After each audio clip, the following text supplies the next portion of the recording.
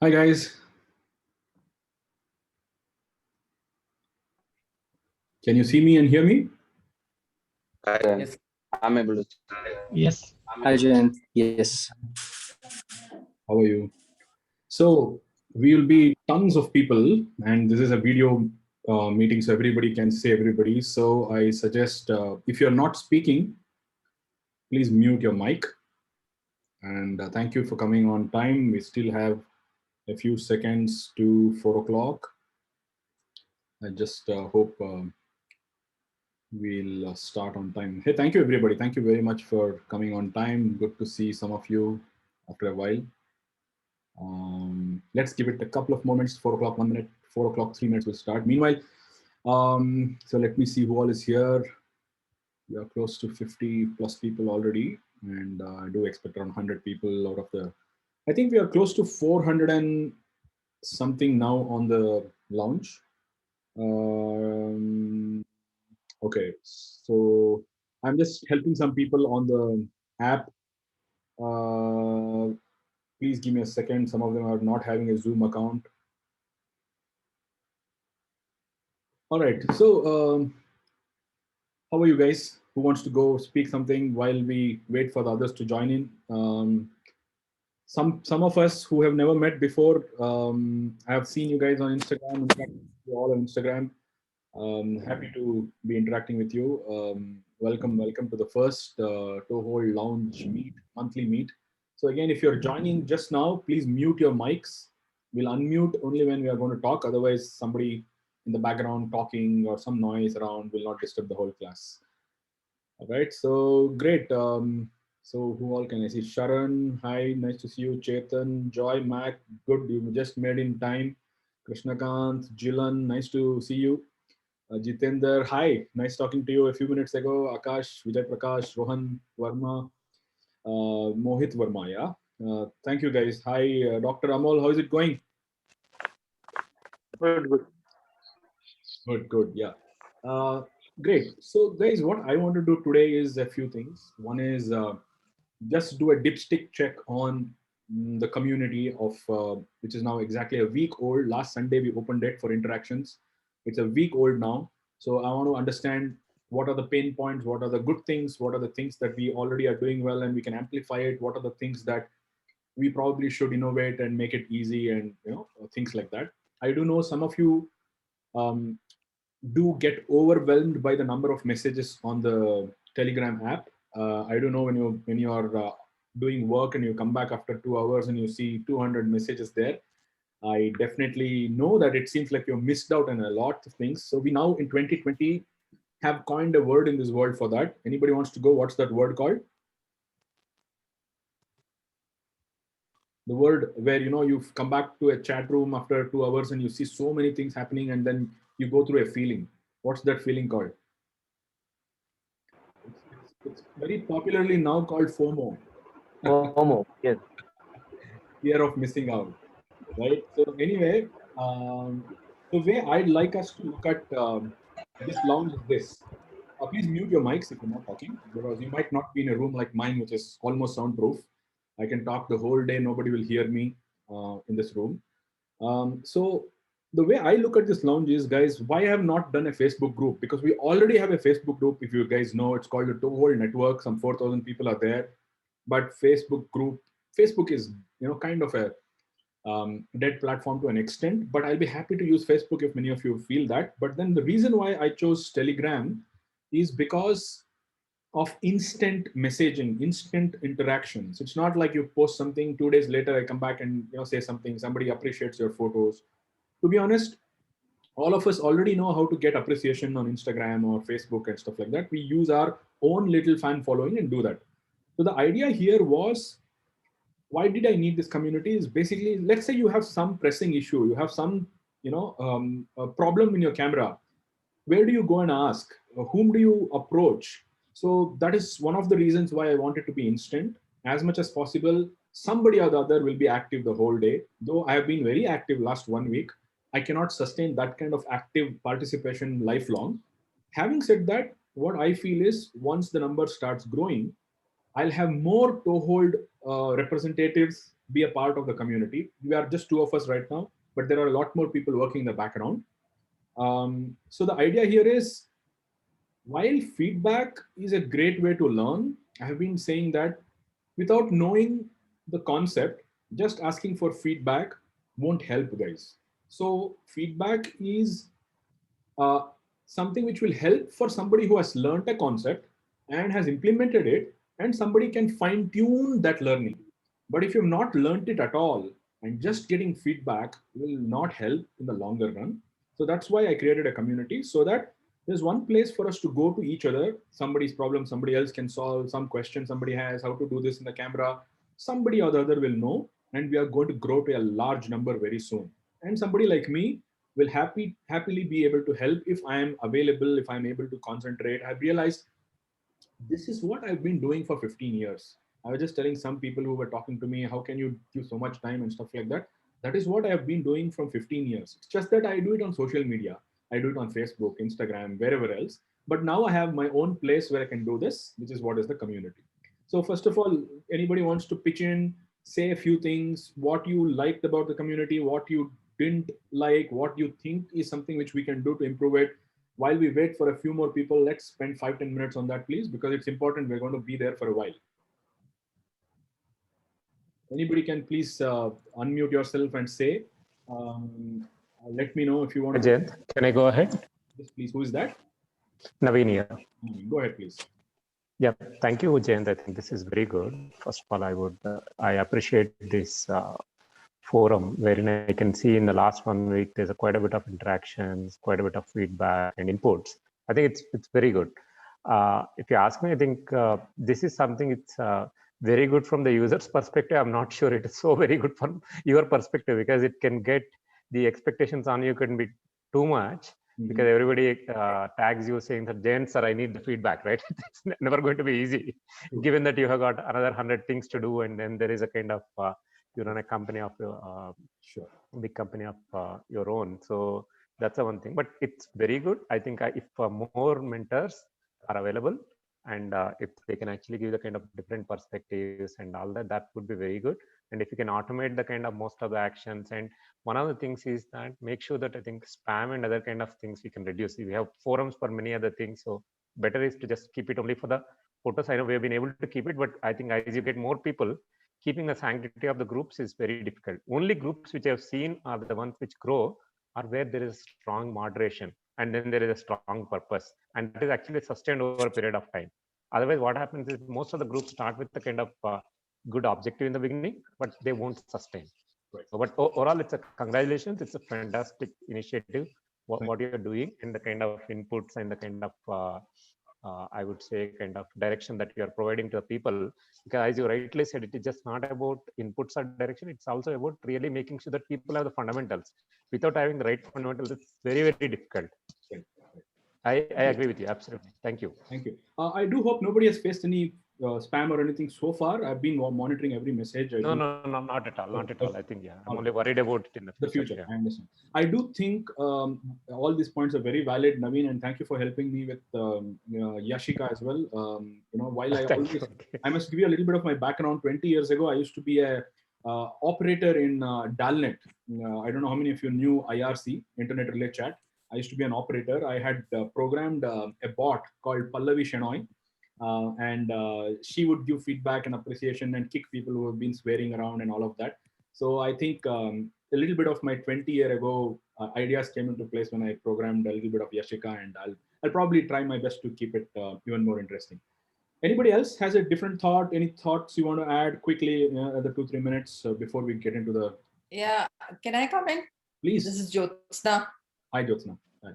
Yeah, hi. So I have a question that so far, I mean, the community is great, and I think it's a great platform for people like me to learn from others. I watch all the other photographs and suddenly gives me ideas, and also, where I can improve. I think that really helps.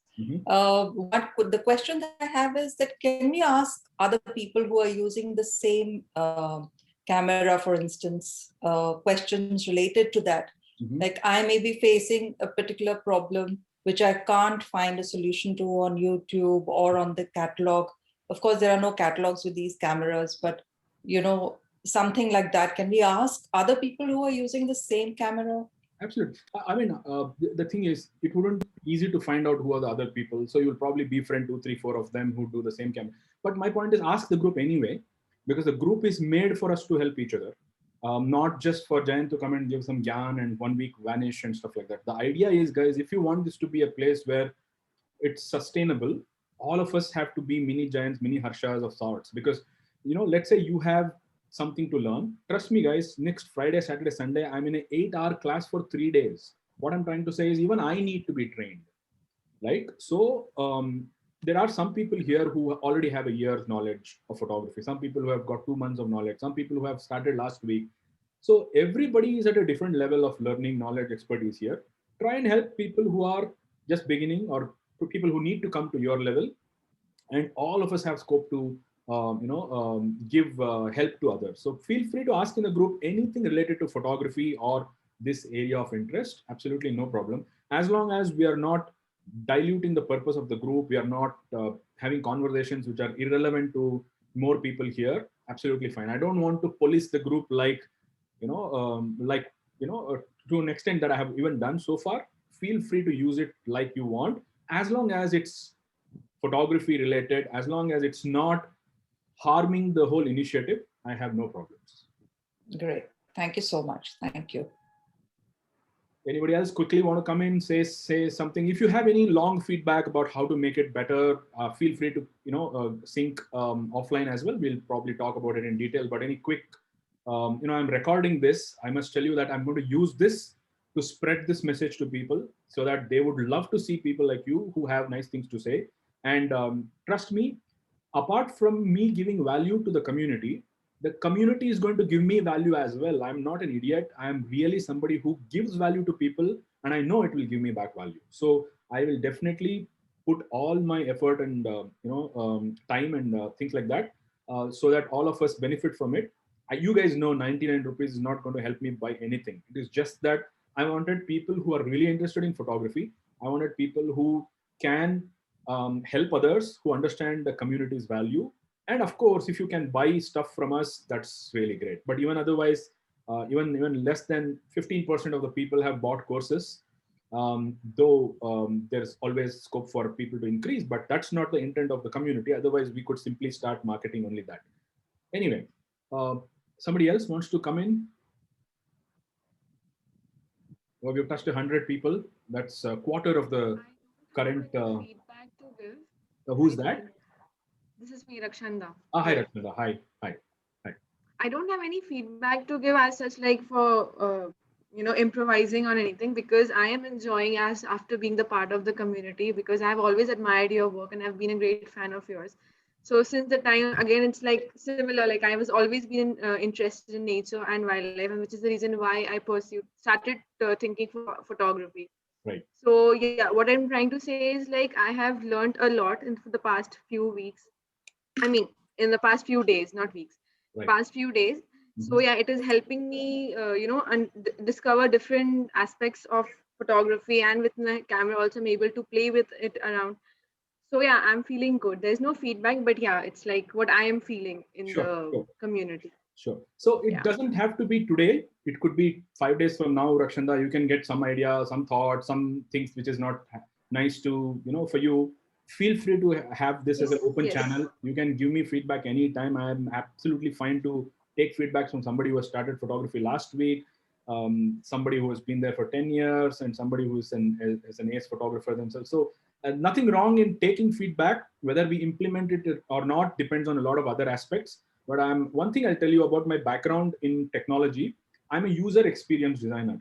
So I know that I want to listen to users, because something that I have done as a geek might look like rocket science to somebody who is beginning.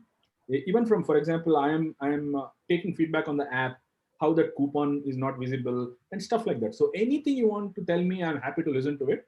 And some things can be implemented, some things can't be. We'll figure out what's feasible. Good. Anybody else? Last thought before I proceed? Do you want to add something? Yes. Jayynn, Sharath here. Yes, Sharath. Yeah, I have a feedback on the course actually. It's not because of my laziness, but I need the next option in after every video, because I need to go back, especially when I download and start using offline content. I don't have an option to go to the next video. I need to go back and it won't be in order. So it's right. So you have a feedback not on the course, you have a feedback on the app's UI. Correct? Because okay, thanks for that. Okay, so I have already heard that from people. I don't know if you have said that. There are a couple of people who have said when I download, it doesn't allow me to reorder and stuff like that. We are working on that. It's been a week now, about 12 days now. We'll get there soon. We'll allow you. If you've taken the course on our website, there is a table of contents where you have a tick mark after you watch the video and stuff like that. On the app, we will bring that very soon. Absolutely. It's just beginning. Just to tell you, I'm backed by a technology company which has just got $20 million in funding, and they are working very hard to make the app much more interesting. It's a huge technology team behind this. So they are taking feedback from many of us. Continuous improvement is definitely going to happen from the UI aspect of it, usability aspect of it, and stuff like that.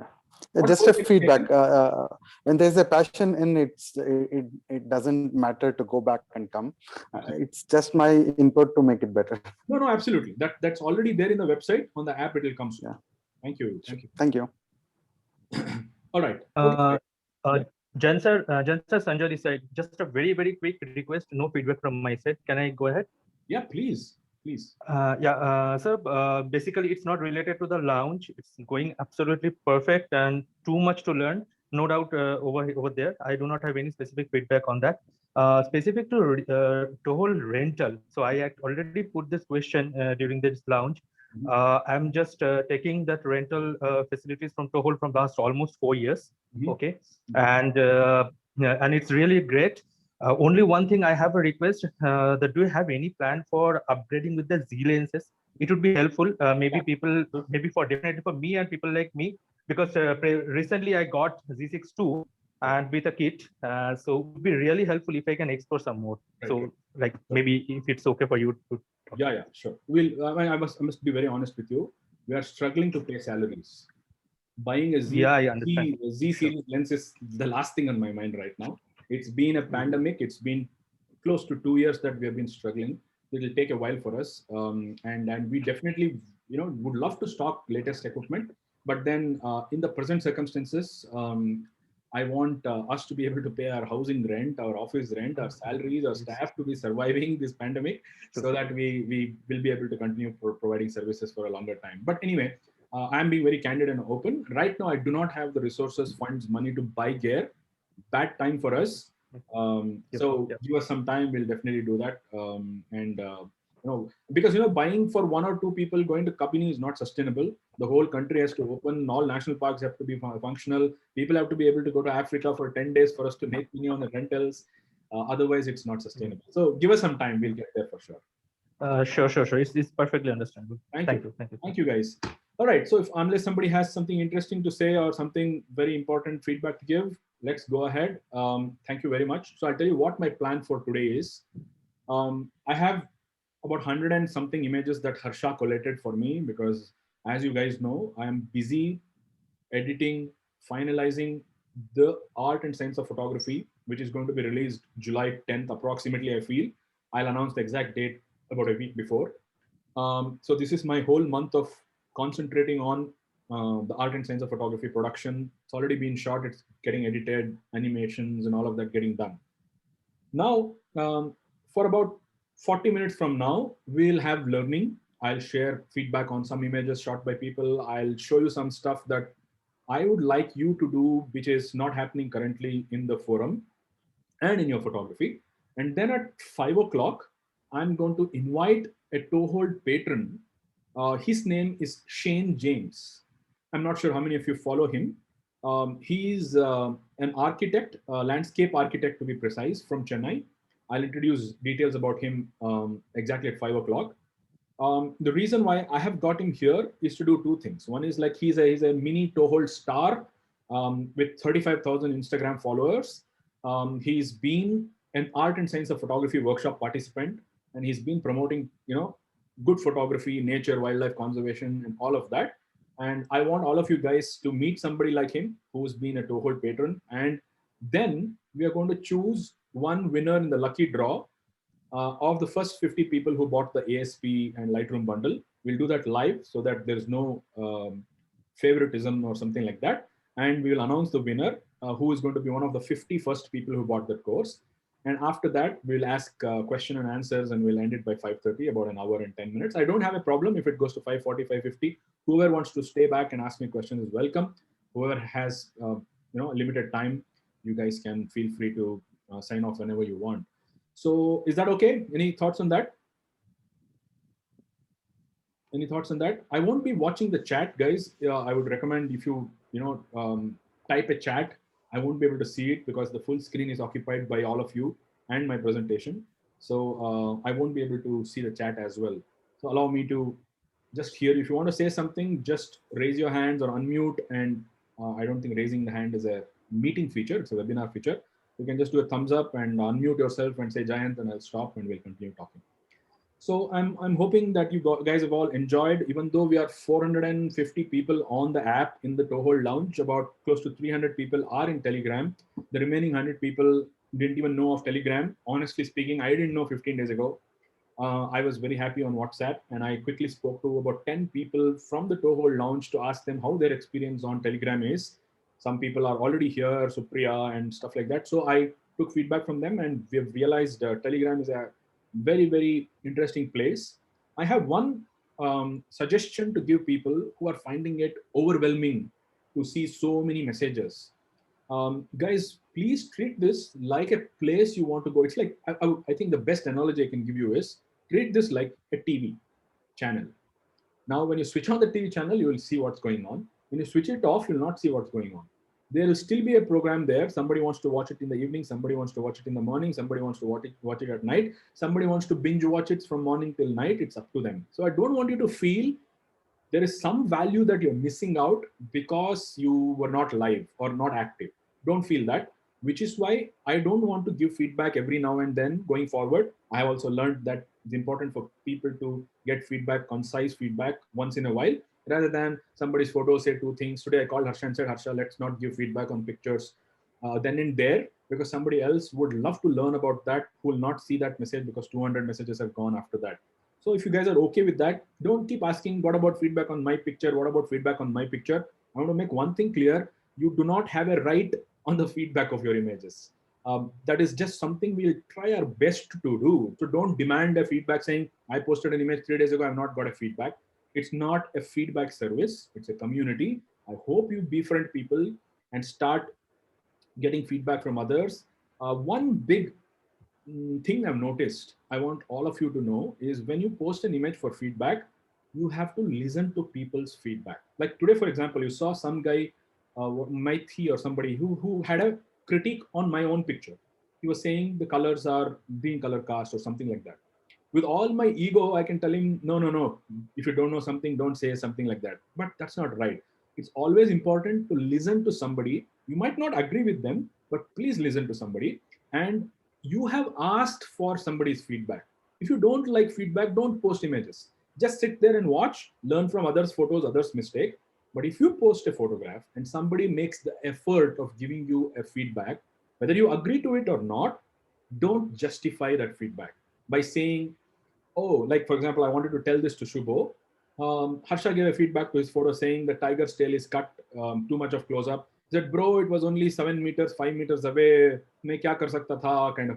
तुम पीछे जा सकते थे. The tiger पास में था क्योंकि तुम पास में रुके थे. तुम पीछे जा सकते थे. So the point here is, please take feedback and tell yourself that, oh, what could I have done? It was too close. There was a car behind. I couldn't reverse. That's your problem. Don't pass on your problem to the guy who is giving feedback. Next time he'll think, oh, he will say, ye hua tha, wo hua tha. Then what is the use of the feedback? The point is that photo has this problem. How you want to implement it, correct it, change it, or ignore it is up to you. I don't want us to justify saying I had this problem. it was raining, it was this, it was that. Because in the end, guys, there is only one thing. People like it or not like it. They're not going to like it even though it's bad because you had a problem. Okay, वो पास में था तो क्या, it's not likable, guys. It's just that it's you know, that's the feedback. 100 reasons will be there.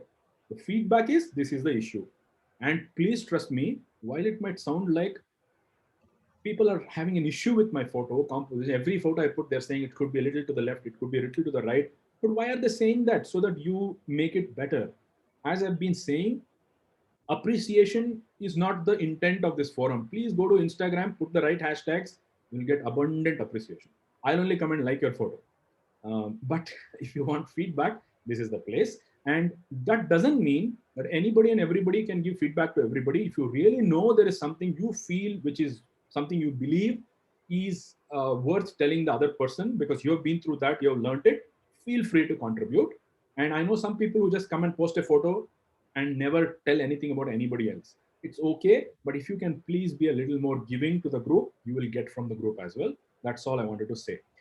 All right, any thoughts while I'm opening Photoshop to show you something, while I stop sharing the screen? Good to see so many of you, 116 so far. I will share my desktop completely. So are you able to see my desktop, guys? Are you able to see my desktop? Yes. Okay, fantastic. Yes. So are you seeing the Zoom screen as well? As in all of your thumbnails? Yes. Okay. Okay, I'm just going to minimize that and put it away here. Okay. All right. So I don't know whose picture this is. If you're around, you can just say hi. The thing is, I have a PPT file with 100 and something images. As much as possible, next 35 minutes, I'll give feedback on those images. But I'll definitely not be able to give feedback on all the images. I'll stop somewhere and I'll email that to Harsha. Harsha will create a video of all the images and feedback, and then he will post that video so that everybody can see the remainder of the images and feedback. I hope that's okay. Please mute your mics if you're not talking so that we don't listen to the surrounding noises there. So a lot of people have not yet been using the tools correctly. So one of the common feedbacks which I keep seeing on every image here is, I don't know whose picture is this. I'm not able to recollect the name. A few hours ago it came, RMS. So the thing is, what I want you to do is, I'll just put a poll right now just to double check what tool you guys use. How do I put a poll? Just give me a second, guys. It's been a while since I did a meeting. Okay, that's something I can do in a webinar. All right, so more, is there a poll option here? Anyway, I don't think there's a poll option. I'll put a poll in the, Harsha, if you're free, can you put a poll on the Telegram group and ask people what software they use? And we'll find out whether they are using something else. I did that a few days ago. But one thing is for sure, guys, any software, the destination is the same. It's just that there are different roads to reach the destination. And in this case, one of the common problems I see in photos is something we call as levels in photographs.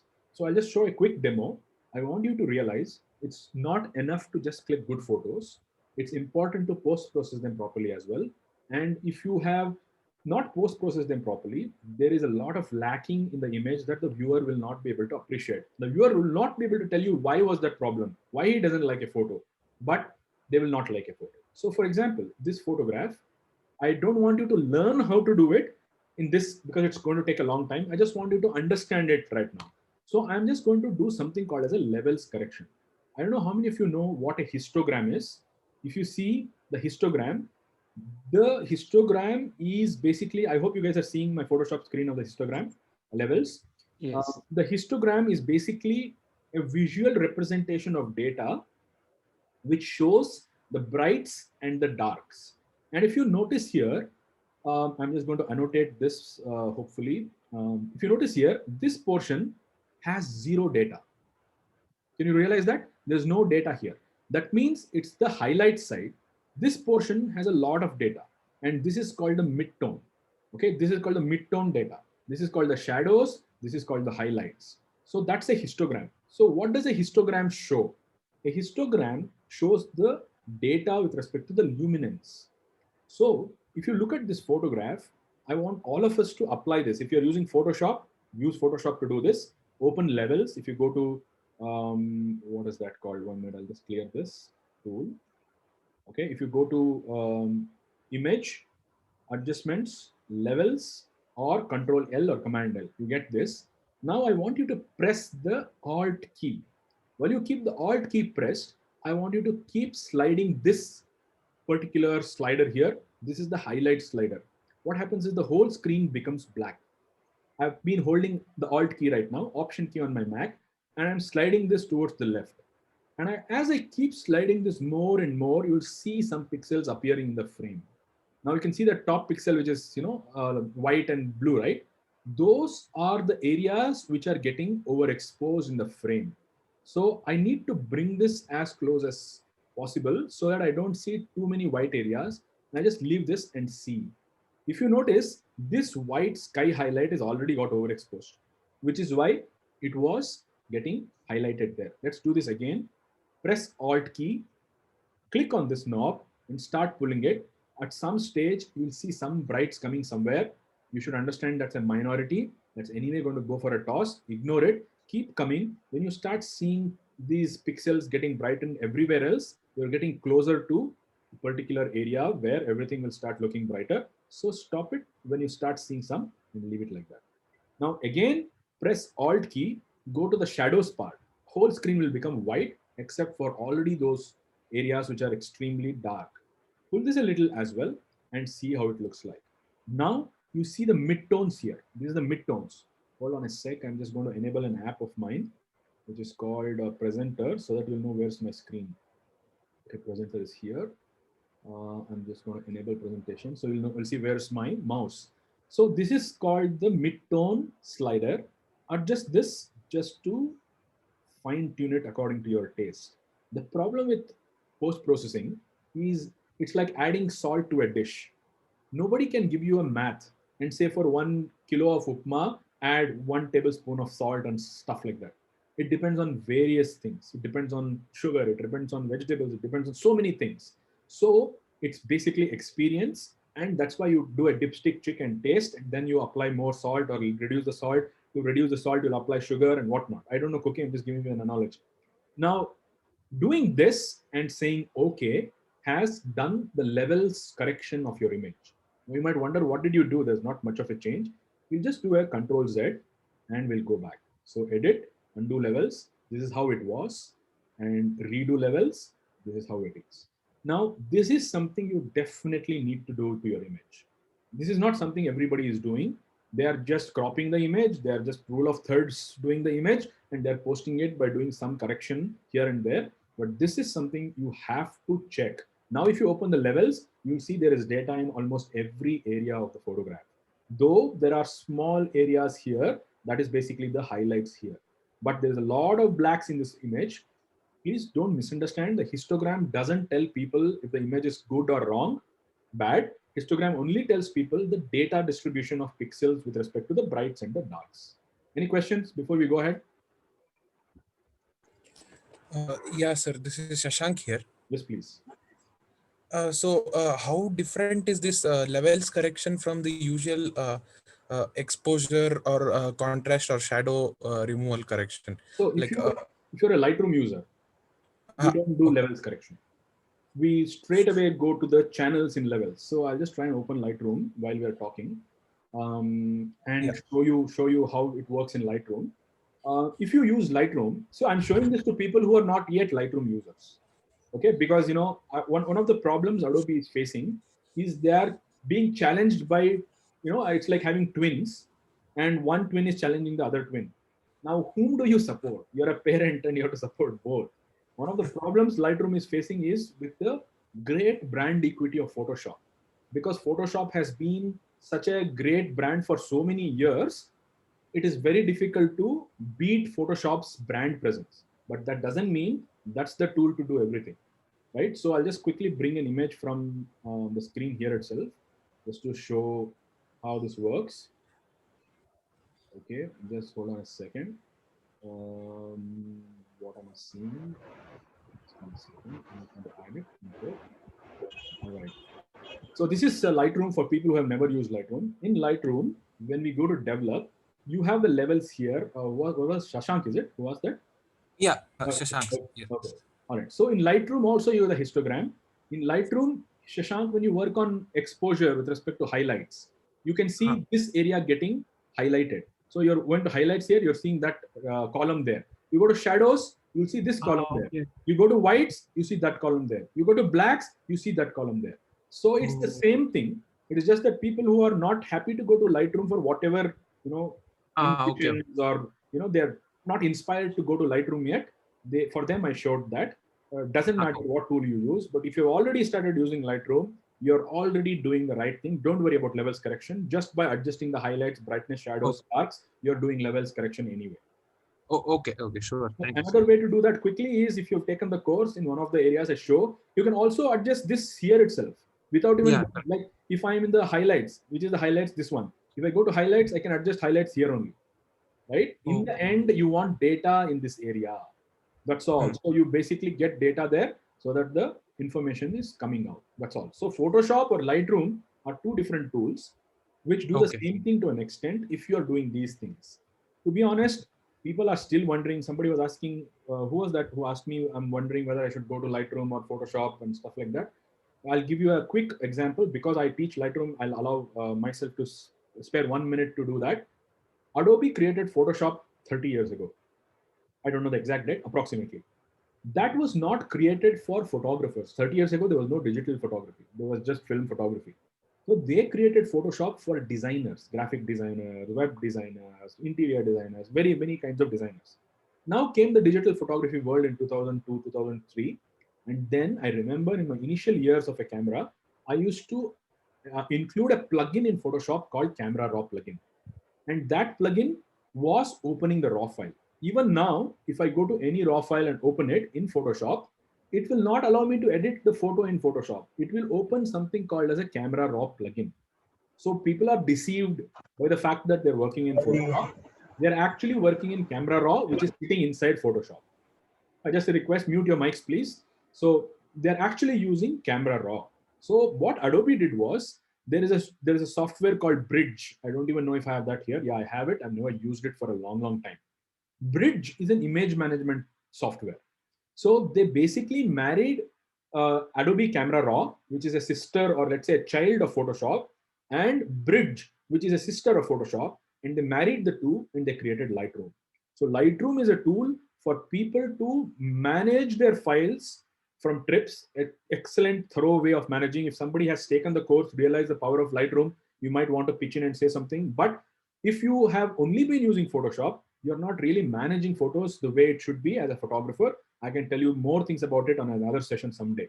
But anyway, that's a quick feedback on image levels correction, Photoshop or Lightroom. This is something you definitely need to do. Otherwise, your image will be like this. It looks pale, not rich, not contrasty, not bright enough. The eyes is wanting to see more details here.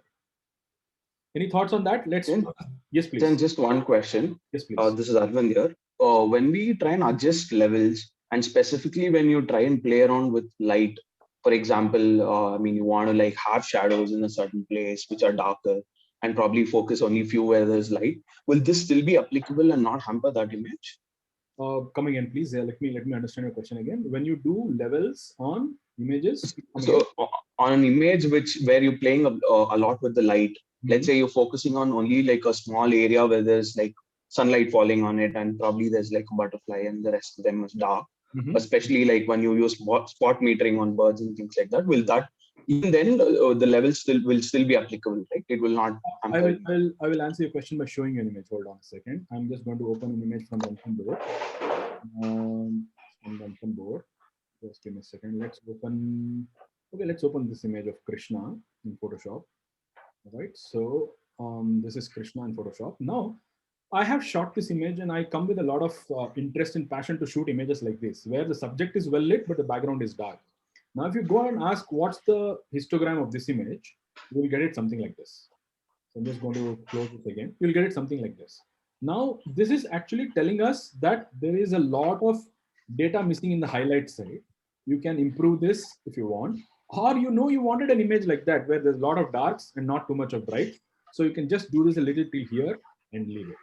So histogram is not going to tell you what you should do. It is just going to tell you how the data is currently. So you can exercise your creative. Can all of you mute your mics? Somebody's kitchen making a lot of noise. Mute your mics. You can exercise your creative right and say, I don't want to do this. This is something which I shot like this. But if you see the data, it may be good enough to push it till here. So after I've done Lightroom work, if I want to publish it for the web, I might just do this last thing in Photoshop or in any other tool that I have, just to push this back here and say, okay. So this is something which is up to you to render it. It just gives you a representation of the pixels. You are the one who will decide whether you need to respect that or not. Thanks, sir. I think this makes sense. Okay, great. So let's come to this. Jayant, hi, this is Krishnakant. I have just one quick question. I just wanted to know from a composition point of view, you showed histogram. So what is ideally a perfect picture a histogram should look like? Just a second, Harsha. I just saw a few messages on the Telegram group. People are not able to log in, vagera, vagera. Just put a message in that, since I'm busy. Tell people that without a Zoom account, you cannot log in. It's not open for guests. Please quickly register using your Google ID on Zoom, and you're welcome. And please do that. Okay. Thank you for that. Sorry, I lost a little bit of concentration on that. Composition, what was that?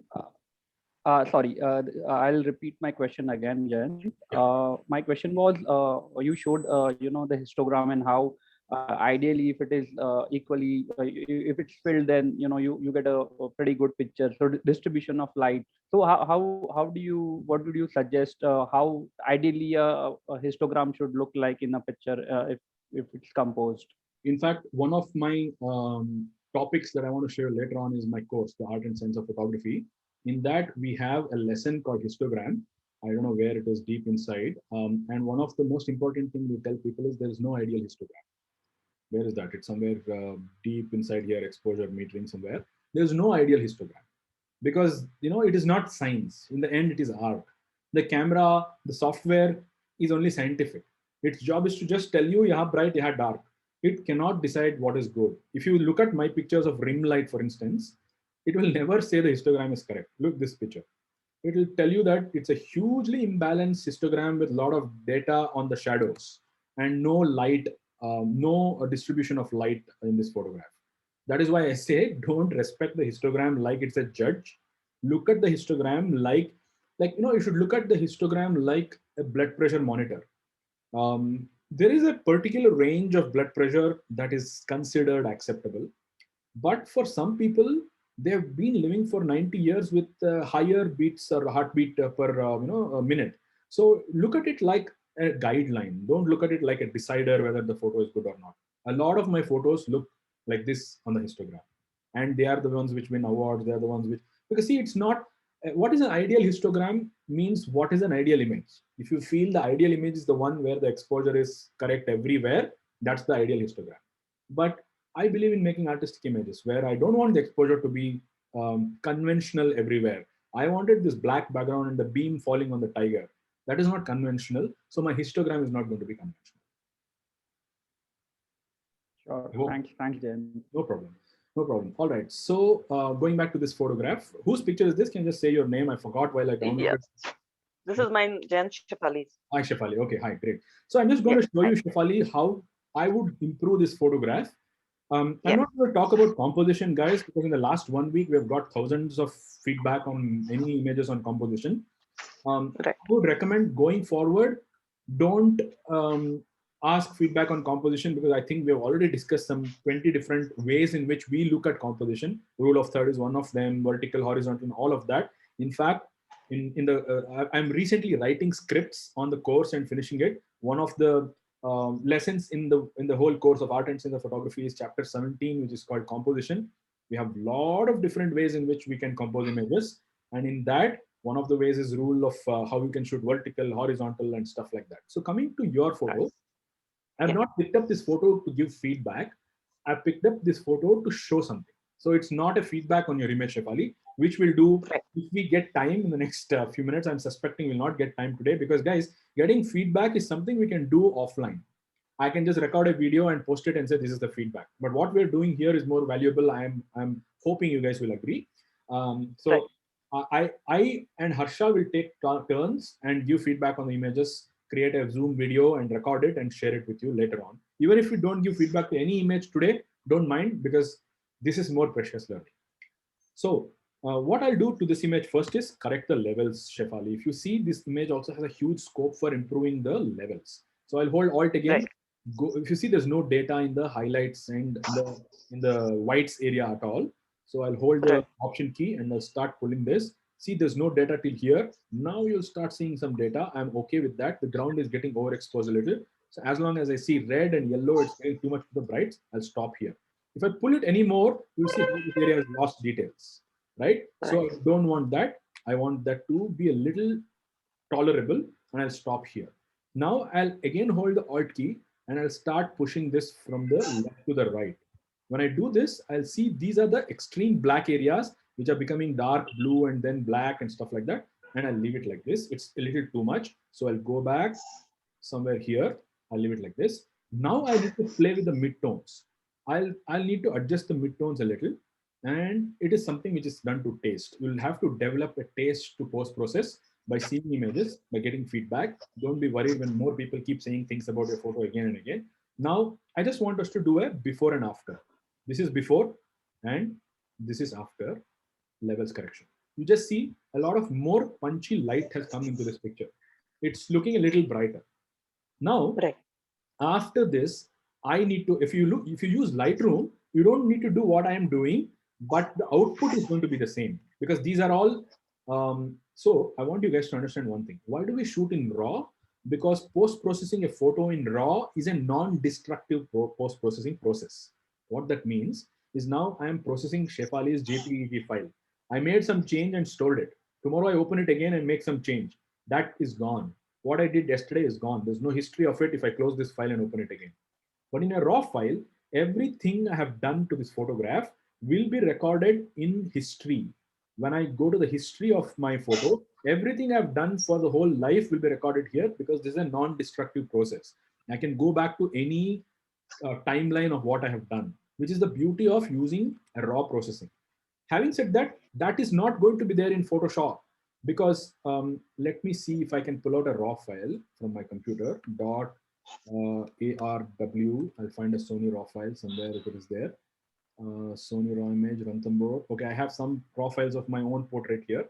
So I'll just open this photo in Lightroom, in Photoshop. I'm pasting it on the desktop. So open with Photoshop. Just want you to understand. Now, what is it opening? It's opening Lightroom. Sorry, I wanted to open in Photoshop, right? Oh, sorry. I'm making a mistake. So it's not even opening in Photoshop now. It's opening in Lightroom by default. I'll try and push this forcibly and see if it opens here. Okay, so now this is called Camera Raw, guys. Many people misunderstand that they think they're opening Photoshop. They're actually opening this software called Camera Raw 13.3. So let's say I made some change here. Okay, I'm not interested in post-processing this, just showing you something that I can do. Now I've done something here.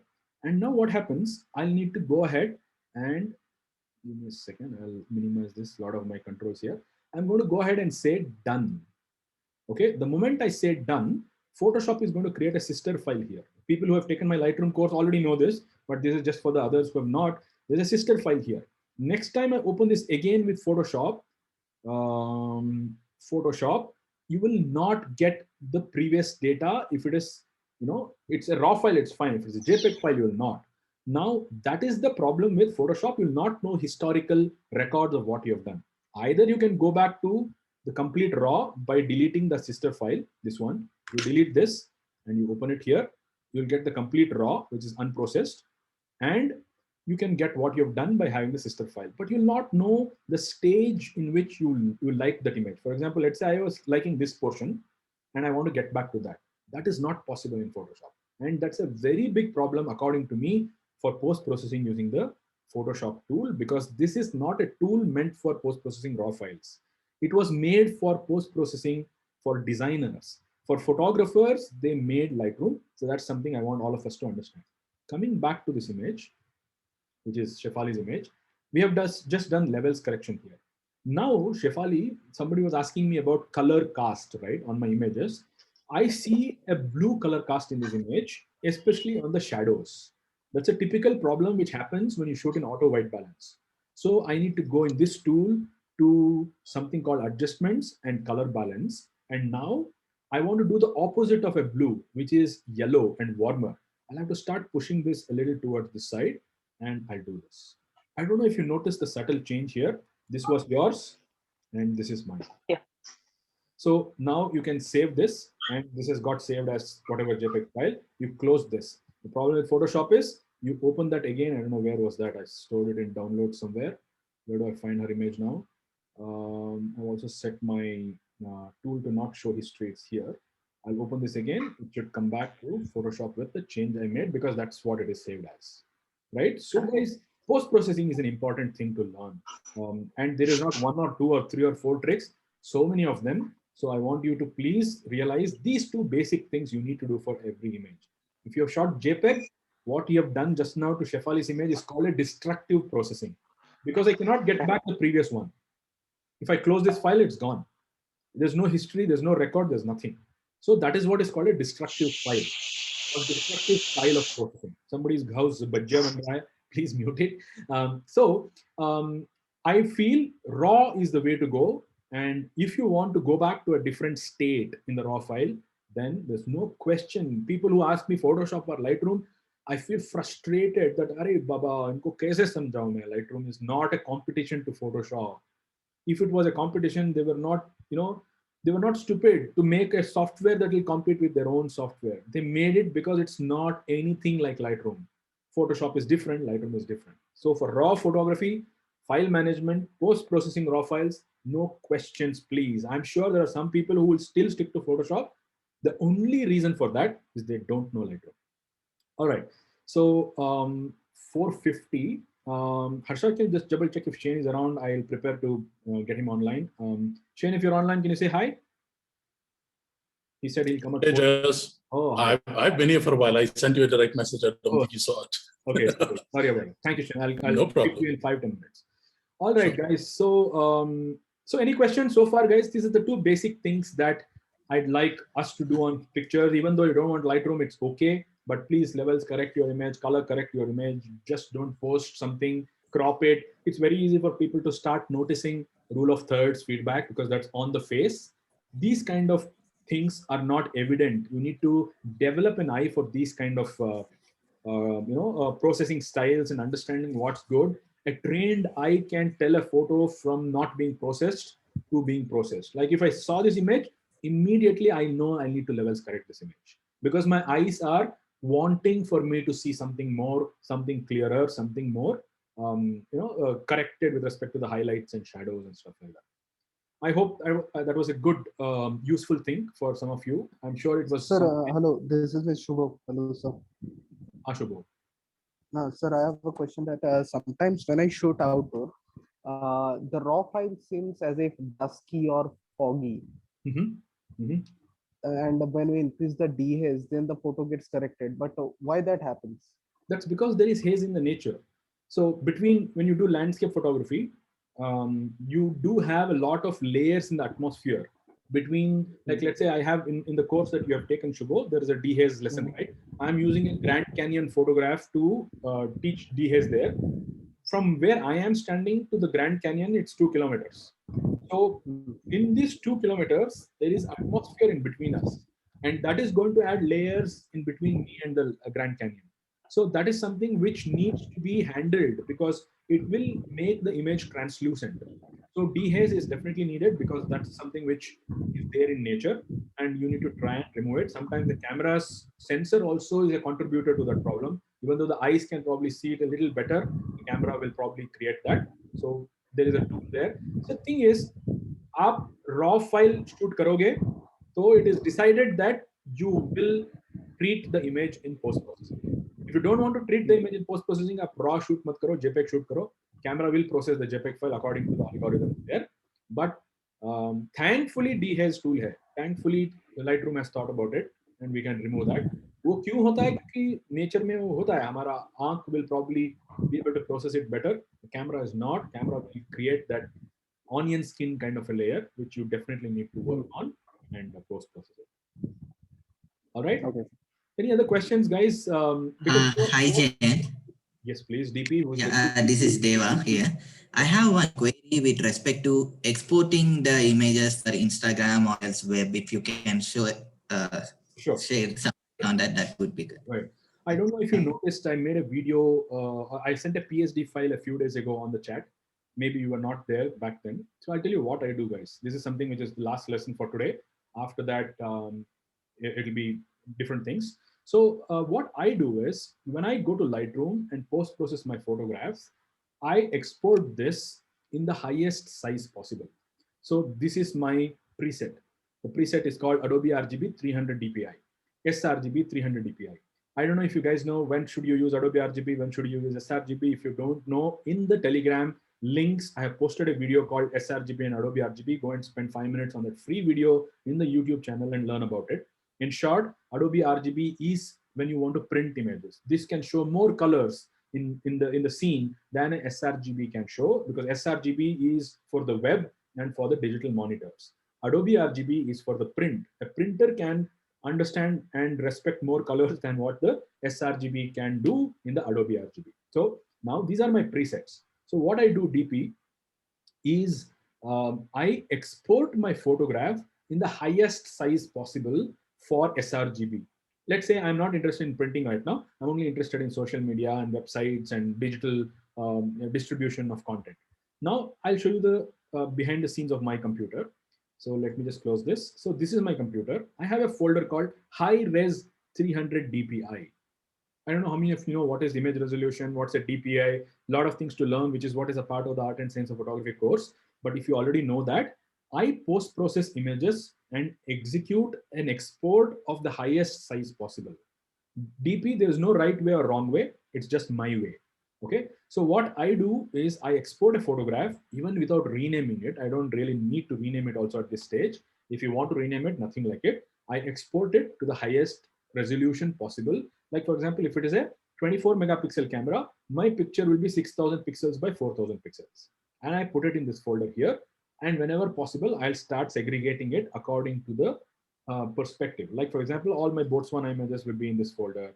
All my, let's say, Ecuador images will be in this folder and stuff like that. So once I do that, I do not need to go back to Lightroom and post-process that image again and export it again. I know a lot of people from Lightroom export images for Instagram, export images for emails, export images for websites, export images for print and stuff like that. For print, I do, because for print, I need the Adobe RGB. But if it is not for print, if it's any form of a digital size, I don't go back to Lightroom at all. This is just my way. What I do is I create the high resolution file here. And from here, I open it in Photoshop. Let's say this is my file. Today, I want to put it on Instagram. So just to show you, I think now is 3 o'clock. My quiz of the day's answer would have gone live. And the answer to the quiz today was, where's my folder here? Pics, web. And today's answer was the walrus close-up. I have not seen my Instagram since 1 hour, but this is the photo which would have gone live at 3 o'clock. Now, for people who understand how can I post pictures without being live, I schedule photographs. Even if I'm dead, my photo will go live at 3 o'clock. Anyway, so now this is my original photo DP. The size of this photo is 5,800 by 97, 3,900 by whatever, 300 DPI resolution, high resolution sRGB file. Now what I do is I have something called as a PSD file, which is a Photoshop document file. And that file I have somewhere here. So I have created a photo with layers. So I'm just going to show you my secret file. I've also shared this file to the group. If you scroll up, or if somebody in the group can find that and respond to that, people can find it immediately. So DP, what I do here, if you understand my file size is 1400 pixels by 933 pixels for a horizontal shot with a 72 DPI. I don't want high DPI here because I don't want people to download and print. So this is my canvas. So what's in my layers here? I have a layer, a folder called sign L. If you see my signature is here, I can hide that and say sign R. My signature comes here. I don't want to keep wasting time moving my signature left, right, top, bottom all the time. I know that there are only 4 places where I want a signature. 90% of the times it's bottom left or bottom right. So I've created 2 folders here. Bottom right and bottom left. If I go mad and become a narcissist, I'll have bottom left and bottom right as well. But thankfully, I've not yet become that. Bottom left. Now I enable that. This is my layer of signature to hold and sign and all of that. Now what I do, I go to this file, copy this, come here, I paste this here. Now it's going to be a huge photograph here. I'm just going to resize that and bring it into my canvas within the acceptable size of my canvas. And let's say till here. Then I'm just going to, somebody is painting on the screen. Can you, is that mine or somebody else is doing it? Somebody wants to show something? I didn't realize I had not disabled that for everybody. Anyway, no problem. So this is my resized image DP, which is inside my canvas. Last tip, guys, once you've done that, select the layer of that photograph, go to filter, go to sharpen, do unsharp mask. And you'll see how the sharpening will appear here. You can adjust the amount because this image is already very sharp. Don't want too much. Just do that here and see the 1:1 size. And now is the most important thing, guys. You need to go to File.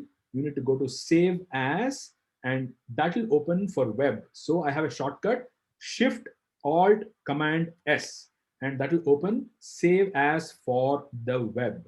Okay, now it will give you options here. JPEG is the option. You don't need to save it as a GIF. You don't need to save it as a PNG.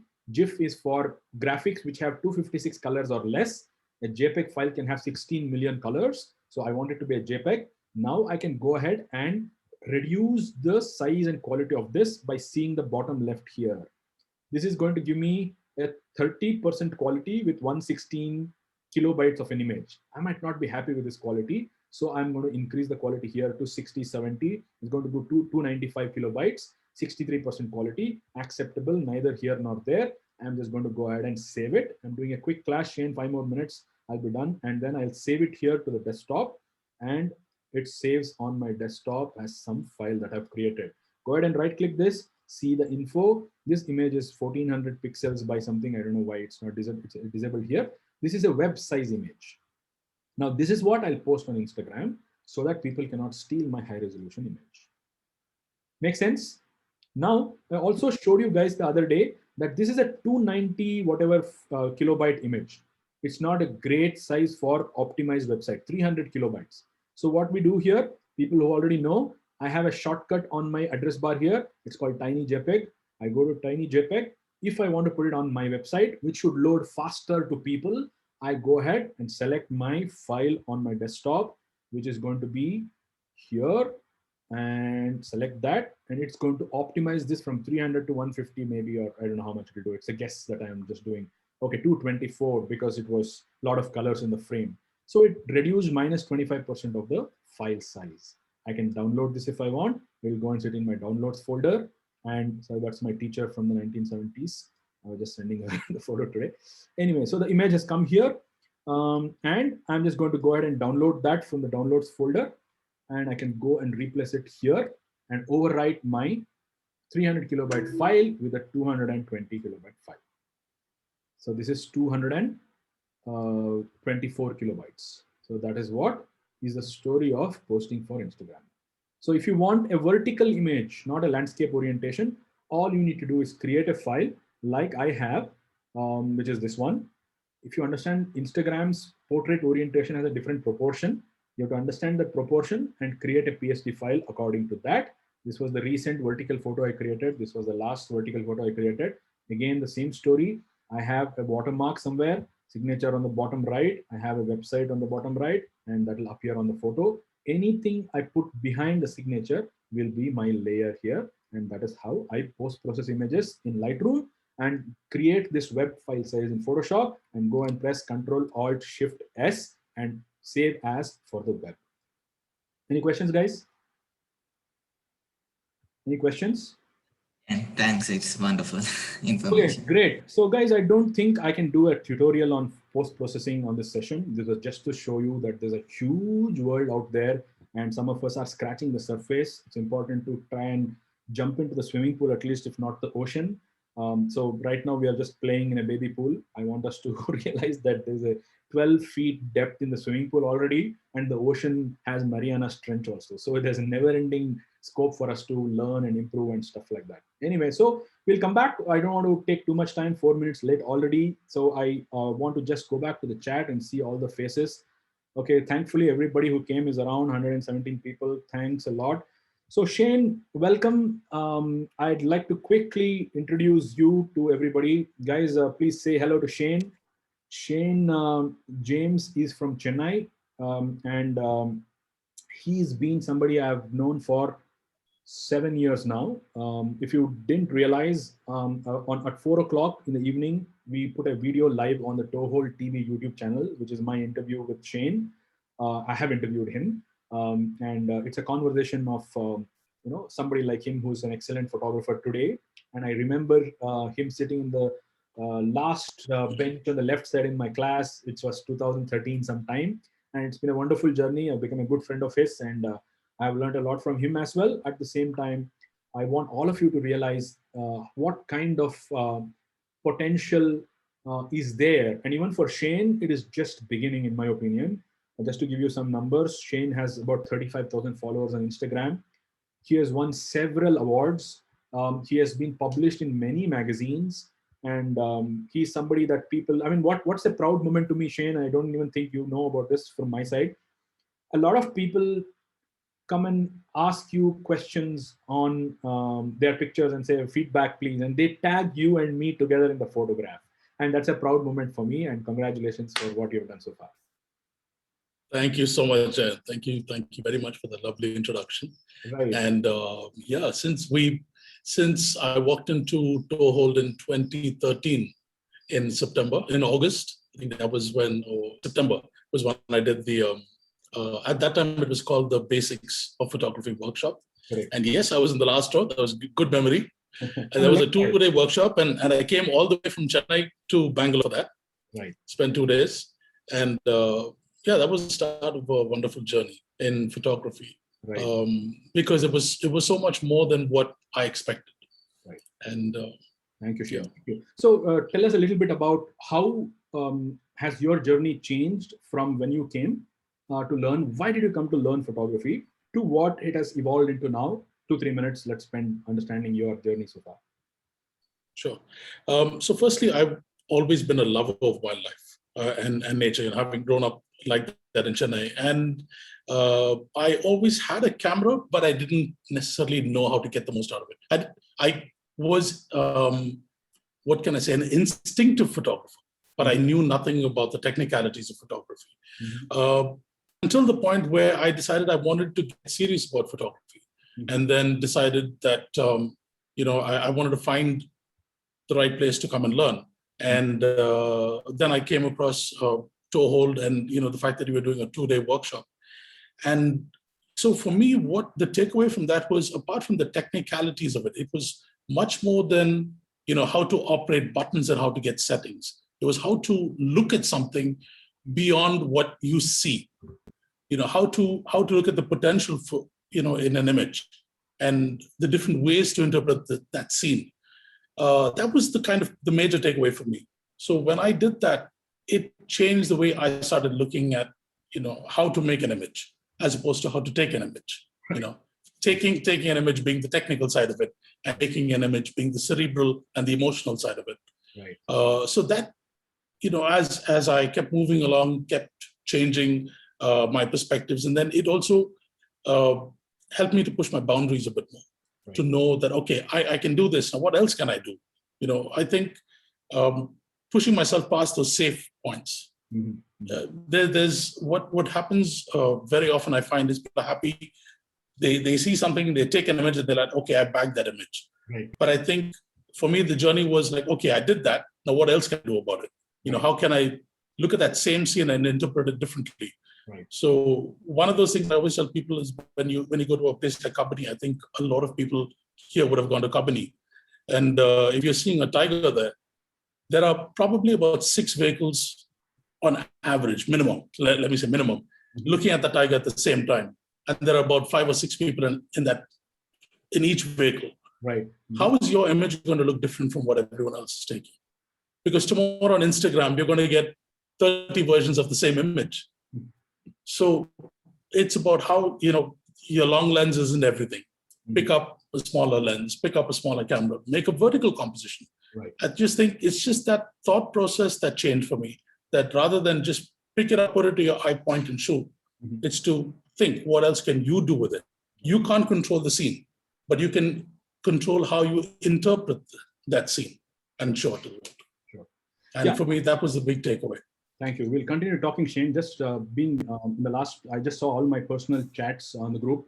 So guys, I do know that a lot of you messaged me in the last 10 days that we launched the app. Zhayynn, I'm sure we both have a common friend, Anil Kumble, and he launched the Toehold app on the 29th of May. And I had a launch discount for my courses.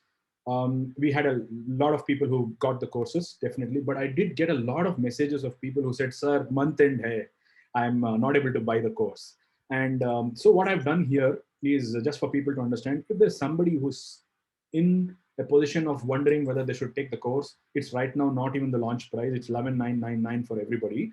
But I have just opened automatically, I'd set it up to open at 4 o'clock, the course for the launch price, not the launch price, for the pre-release price. 6,999 was the launch price.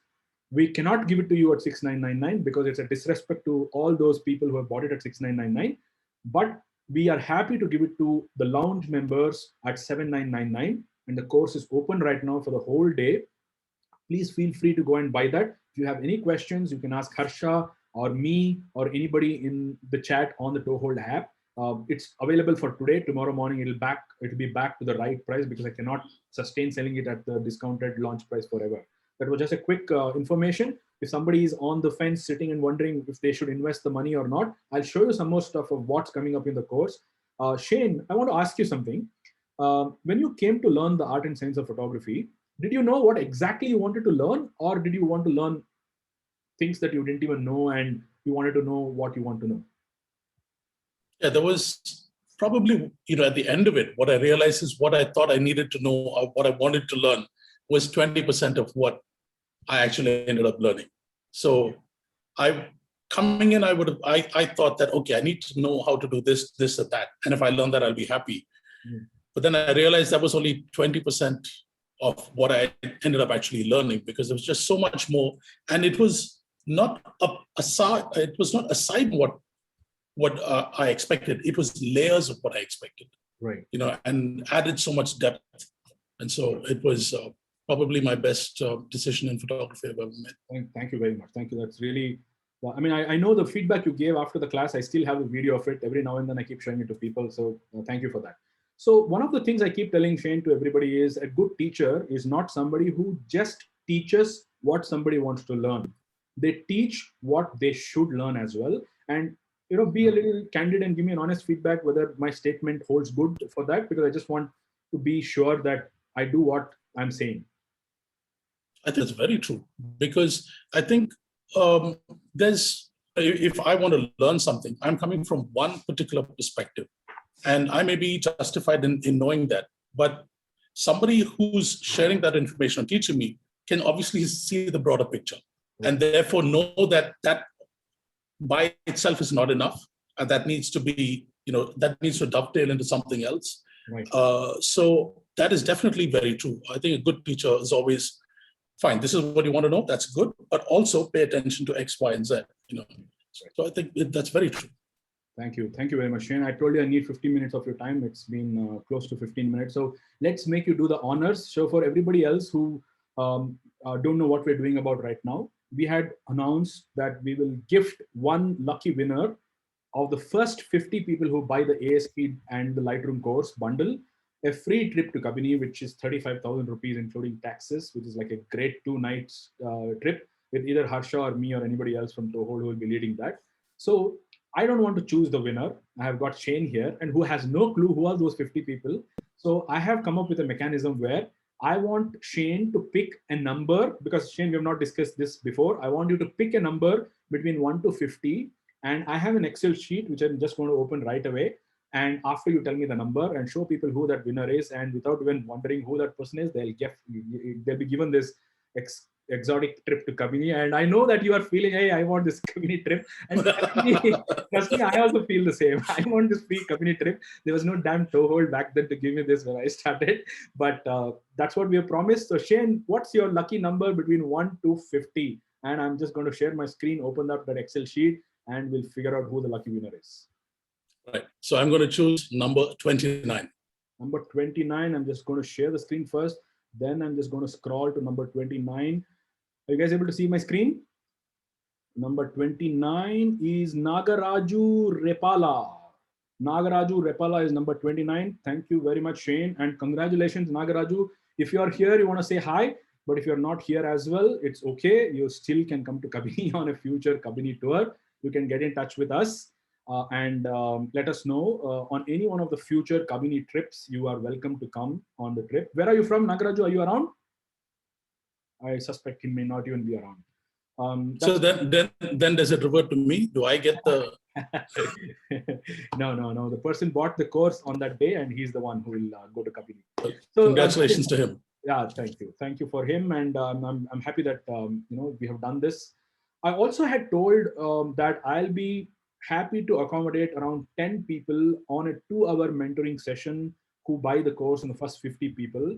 But I realized that I'm happy to accommodate all the 50 of them, and they will join me on a 2-hour mentoring session, which means I'll not be teaching them, I'll be mentoring. There's a difference between teaching and mentoring. So I'll understand each one of them, and I'll be happy to give them feedback on what they should be doing to improve their photographs alone, but also their endeavor of photography. It's not about a photo, it's about much more than that. So that's something I'll do to all the people who have taken the course. Ashish, if you're around, you were asking me who are those 10 people. You are definitely one of them because you were one of the first 50 people. So you're welcome to that. I'll let you know after we release ASP in July. I want you guys to consume that course for about 10 days. And after that, I will do a similar session. The beauty of that course is every month we'll have a 1.5 to 2 hour boot camp kind of a thing on Zoom, and you're welcome to come to that every month, and it'll be a continuous improvement process. Well, Shane, thank you very much for helping us out and sparing your precious time. I'm glad it worked out with respect to the time, and thank you for saying good things about that, and thank you for being the guest of today. Thank you very much for having me, and to everyone, all the best in your future photographic endeavors. How can they follow you? Please share some coordinates. You can say I'll be typing it here while you say, so that everybody can find you on social media. Let us know about your Instagram ID. Right, it's at Zhayynn James Photography, but please note the spelling because that's not an autocorrect mistake. That's how my name is spelled. It's ZHAYYNN. There's no space, there's no dot, there's no hyphen, nothing, right? No. Shane nothing. It's one word. Zhayynn James Photography. Yeah. Don't pronounce his name as SHANE. It's ZHAYYNN. And we have a joke of why he was named Shane like that. And I'll share that joke later on. when I'm not on screen, yes. Okay, buddy. Thank you very much. Thank you. All right. Thank you, guys, and may the focus be with you. Thank you, Shane. Thank you. All right. So thank you for staying back. All the 107 of you, about 8-9 of them have dropped out after the session. No problem. So what we're going to do now is answer questions generic to anything you want. And if you have questions about the ASP course, about the Lightroom course, about anything related to photography, feel free to let me know, and I'll use this remaining time to answer that. Just to remind you all, if you have not taken the ASP and Lightroom, the course is back to the pre-release price until midnight today. And please feel free to ask us questions. If you want to grab it, please do that today. I will not be able to keep opening it for this price because it's open to public right now. And I know that only you are the ones who are considering it, if at all you are. So let me know any questions. We can talk about the courses or about photography, whatever you guys want. Yeah, Jayant, Sharath here. Yes, sure. I have one question. I'm from past few months. I'm sticking to manual mode with auto ISO, and it is very difficult to get out of it. Okay, I know my photographs were like going the noise is too high. But getting into aperture priority after looking into your few videos, but what is the starting point? I don't know, because I have a Sigma 150 to 600, and the lens plate is below, and I hold that lens plate when I handhold um, my lens, but it's very difficult to handle ISO manually. So is it good to go with auto ISO with aperture priority? So I already know what I feel, Sharad. The thing is, manual mode with auto ISO is one of the ways. Aperture priority is one of the ways. Shutter priority is one of the ways. There is no right or wrong way, Sharad. I am a person who uses aperture priority with manual ISO for 95% of the times. I shift to shutter priority for 2-3% of the times. I shift to manual mode for 1 or 2% of the times. So it's a mind block, I feel. People want to feel that they have all the control. So I'll give you one example, Sharad. So if A is on aperture priority, let's say this aperture, let's call it f4 on ISO 400, and the shutter speed is 1/500th of a second. If B, or let's say Sharath, is on manual mode, and Sharath keeps f4 aperture, ISO 400, and if Sharath meters the shot, he will get 1/500th of a second. So it is not any different in the way the camera measures light. It is just that the camera measures light and implements it in aperture priority. The camera measures light in manual mode when you move the scale to 0. Auto ISO will struggle to increase or decrease the ISO to adjust for a certain shutter speed and a certain aperture you have. Did you check that video I had made about auto ISO and manual mode? Yes, I know. That's what I'm using from long time. But my challenge is now I know why I should use aperture priority now. Right. After watching a video, it's always I'm guessing the shutter speed, which is good to freeze that moment with a sharp image.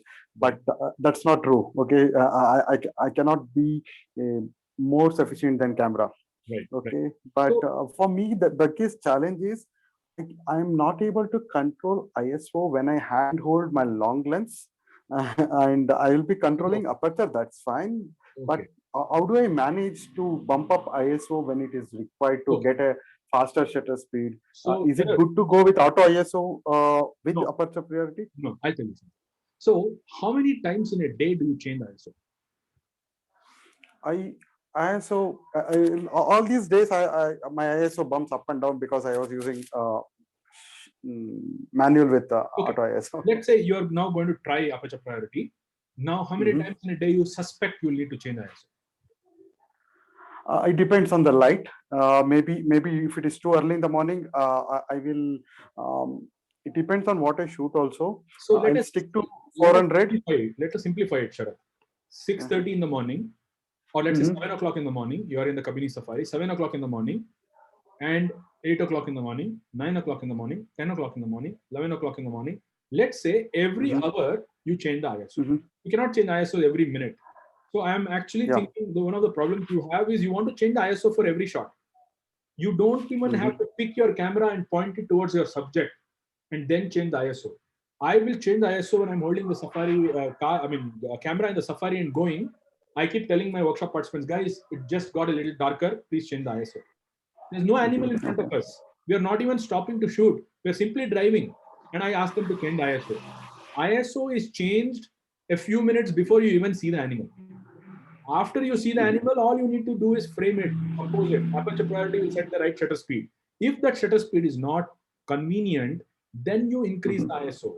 Until then, don't change the ISO. ISO is something which is a reactive method of changing stuff. Don't change it unless it's a problem. If your shutter speed is comfortable, why you need to change the ISO? Now what we do is 4 o'clock in the evening, it's bright when we are in safari, we have 400 ISO. 5 o'clock in the evening, light has gone down, we have 640, 800 ISO. 6:30, it's very, very low light, we have 800, 1200 ISO. So you need to change ISO few minutes before you pick up the camera, Sharath. Not after you pick up the camera and frame your shot, then aperture kya hai, shutter speed kya hai, ISO kya hai, it's too late.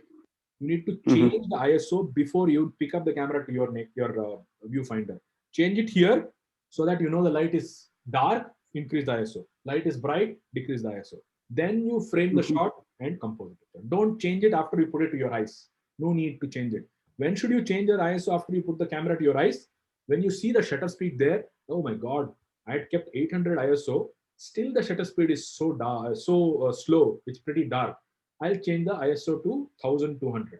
It's still dark, 1600. Still dark. I mean, still a slow shutter speed. Now 2000 ISO. It's given me 1/100th of a second, respectable. Even the mean time. That's the way to look at it, Shanath. Not change it according to your wish. Change it according to the shutter speed there. If the shutter speed is satisfied, don't change the ISO. Change the ISO before even you pick up the camera. Okay? Yeah, got it. A few days. Thank you.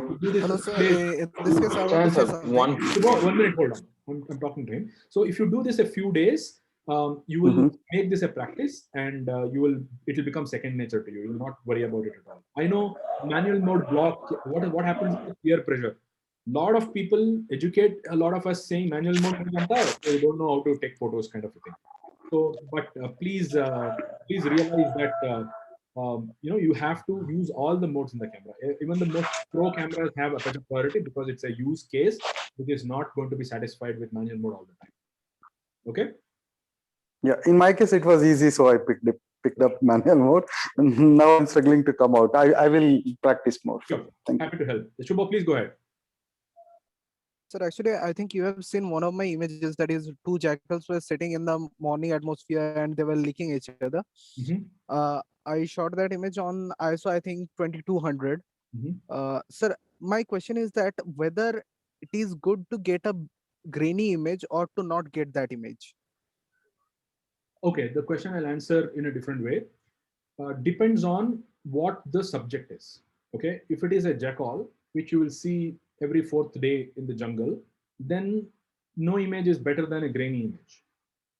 Okay, but if it is a black panther that you have not seen in 20 days and now you have seen it last 5 minutes of the jungle, you're coming out to the main road and बहुत कम light है and ISO बहुत ज़्यादा है, उसके वजह से grains बहुत ज़्यादा है. To hell with grains, यार, a black panther. So decide based on the subject's rarity, not on the quality only. Sometimes you need to make allowance. Quality को थोड़ा मैं compromise करूँगा because subject rare है. But don't compromise quality on a green bee eater, yaar. If you go out now holding a camera, you will get green bee eater. So उसको भी compromise करना जरूरी नहीं. So my way of looking at it is, what is a grainy image in my hard disk doing? It is occupying space, not giving me too much of an advantage. The only reason why it's an advantage is because it's a rare subject, rare opportunity, rare behavior, rare something. Agar rare nahi hai, so then and then for example for us, jackal licking another jackal rare लगता होगा, Shubho. That is because आप कितने दिन जंगल में गए हो उसके ऊपर डिपेंड है. आप Because sir, this was my first only. हाँ, तो फर्स्ट में सब कुछ रेयर है, शुभो. कुछ दिन के बाद सब कुछ कॉमन हो जाता है. जैकॉल लिक करता रहेगा, आप फोटो लेते रहेंगे, आईएसओ कम होता रहेगा, क्वालिटी बढ़ता रहेगा. So don't worry. शुरू में आप प्लीज आईएसओ कितना कंट्रोल कर सकते हैं उतना करो. अगर एनिमल रेयर है, मोमेंट रेयर है, forget the grains. Better to get a grainy picture of a rare shot, not better to get a grainy picture of an ordinary subject, ordinary shot. That's how I will put it. Decide it based on the merit of what you're shooting. Agar rare animal hai, rare bird hai, then grains. So most important thing, guys, before we go to the next question, I know somebody raised hands. I'll pick up your question. There are two kinds of wildlife photographers, right? How I keep saying, guys, I'm not seeing the chat. Don't keep putting questions there. This is a video chat. If you want to talk, you need to raise your mic later on. I cannot see all the chat in the live and understand it. So I was saying there are two kinds of wildlife photographs. One is a documentary photograph. Another is an artistic photograph. If you want feedback on photos, don't post photos you have shot to document something, because feedback doesn't matter there. The purpose is Indian pitta came to this place and you documented it. Khatam ho gaya. That is birding perspective. You have documented a bird's site. Uska feedback leke kya karoge? What is the point? If the purpose was to document something, don't bother too much about criticism, feedback, artistry, rule of thirds. Thoda left hona chahiye, thoda right hona chahiye. Sab, not important. But if you are somebody who wants to produce artistic pictures, which can be printed, which can be put in places where aesthetics are important, then take feedback on improving a photograph. Otherwise, if you can recognize the Indian pitta, the job is done for that shot. So please understand when you will shoot a record, when you will shoot an artistic image. And sometimes even a person like me who considers themselves very artistic will shoot a record. Because in the end, I'm a nature lover. I did see something rare. बहुत ही low light में I saw something rare. Grains था. So I captured it in high ISO. It's not a great image. I'll just show you guys my monitor lizards image. I don't know how many of you have seen it. I shared it a few days ago. While we're talking, I'll try and find it. That monitor lizard image was one of the grainiest image I've got, but it was a very rare scene. And because it was a rare scene, it went on to the cover of a magazine as well. So it didn't matter with respect to the quality. What mattered there was the kind of rarity in the scene. Are you guys able to see this on the screen? Yes, yes. It's Yeah. amazing. So this is not the highest quality image in my life. In fact, it has a lot of noise, but it's a great rare moment that I haven't seen this in the last 15 years of my wildlife career. So that's why it's a special image to me. Even though the noise is too much, I have tolerated this because it's a rare moment. But agar standing elephant, standing tiger, jackal, standing green bee eater, wild boar, and spotted deer eating grass, guys, please don't waste your time on all of that. Sorry, who's the next question? Jayant, 1 second. A few people want to understand how to buy the pre-sale offer. Okay. Thank you. So guys, some people have already bought it. I can see a lot of people have already bought it. So if you go to the app, and if you go to, let me see if I can show you the app here on my, I'll just take 1 minute. I don't want to do a very big demo of this. Who want to, sorry, I'm not able to show feedback on all the pictures. If this is the app, guys, so if you go to the store, in the store, you will see the course. Already you can see there is an off. Go down to this and you'll see that you have this price here. It says coupon code available. Just click on view all and then it will show 35% off. Just apply this and the coupon code is applied and your course fee is now 7799.35 rupees. Just go ahead and select the state of your, where you reside, Karnataka for me. Then I'll go ahead to proceed to payment, use my Google Pay and pay my thing to the course. Immediately, you will get access to the app and you'll be a part of that course and you will join, just like your lounge access, you'll get access to the course. Anybody who has tried and want to take help, even after this live session, we can help. So Harsha, just make a note of those people. We'll call them personally and help them because if they want to buy the course, it's very precious right now for us. So we'll please help them personally as well. All right. So more questions, please. Anybody else? The course is for 1 year, right? The course is for 2 years, guys. This is a long course. So allow me to please show you the details of the course after some questions. I don't want to stop questions. That is more important right now. Hang in there. Before I end, I'm going to show you a preview of the course, table of contents, what I think is invaluable there. I will definitely show you that. We'll take some questions in the meanwhile. Please, who was that? Who was asking a question? Jayant, this is Vijay. This question related to course itself. I just wanted to know whether I can access the course on my laptop. Right. I bought it on the mobile. Absolutely. Yeah. So guys, even though we have stopped selling courses on the website, we wanted people to be on the app because there's a communication which is easy on the app. But anybody who has bought any course on the app, please get in touch with me or one of my colleagues. Just go to the app and ping and say hi, and one of my colleagues will respond to you. You can ask or you can demand for a free access on the Toehold website. Any course you have, be it a webinar course of $399 or $589 or a Lightroom course of 4,500, which is now 3,500, or the ASP course, which is, with a bundle, any course you have, which you already bought or you bought on the app, you can get access to the website and you can watch them on your big computer screen. I'm just going to show you how this looks like on our app, on our website for people who have not seen this. So this is my website or our website, the Toehold Academy app, where there's a table of contents and you can see all the courses that you have taken if you go to your account. And if you've already bought courses, like for example, I have bought all the courses Jayant has created and will show in my account here. And this is one way to go through the courses. But the advantage of the app is you can download content, offline content. And even if you're in corporate without internet, you can watch the courses. Now, let's say this is my Lightroom course, which is a 10.5-hour course. You can watch it on the computer. Vijay, please ask what course you want, or please, you can also say, please give me access to all the courses that I've purchased, and my colleague Shashwat will go ahead and create a web account for you if you don't have any. If you already have bought something in the past, you will be able to get access to that for free. We don't want to charge for the web access. If you have bought it on the app, that's something which we'll be happy to do. Okay, I already have an account on the website, Vijay. I'll ping and I'll get the help. Just let my sure. colleagues know Thanks for that. on the app. They will give you the access.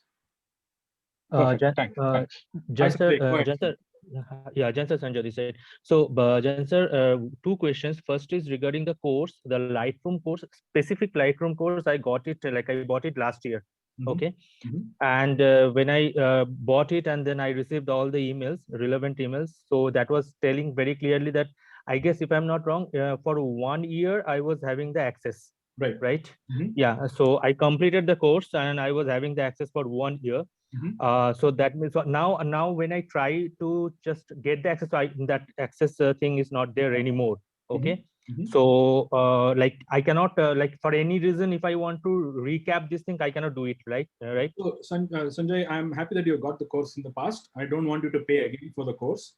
However, there is a different infrastructure cost for us to run the app.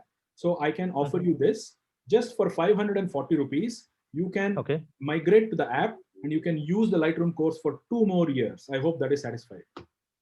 Yeah. That would be more than satisfaction level, of course, definitely. Just let my colleagues know that you already have a course on the Toehold website by just paying 540 rupees, which is basically my cost of the app and the payment gateway and all of that.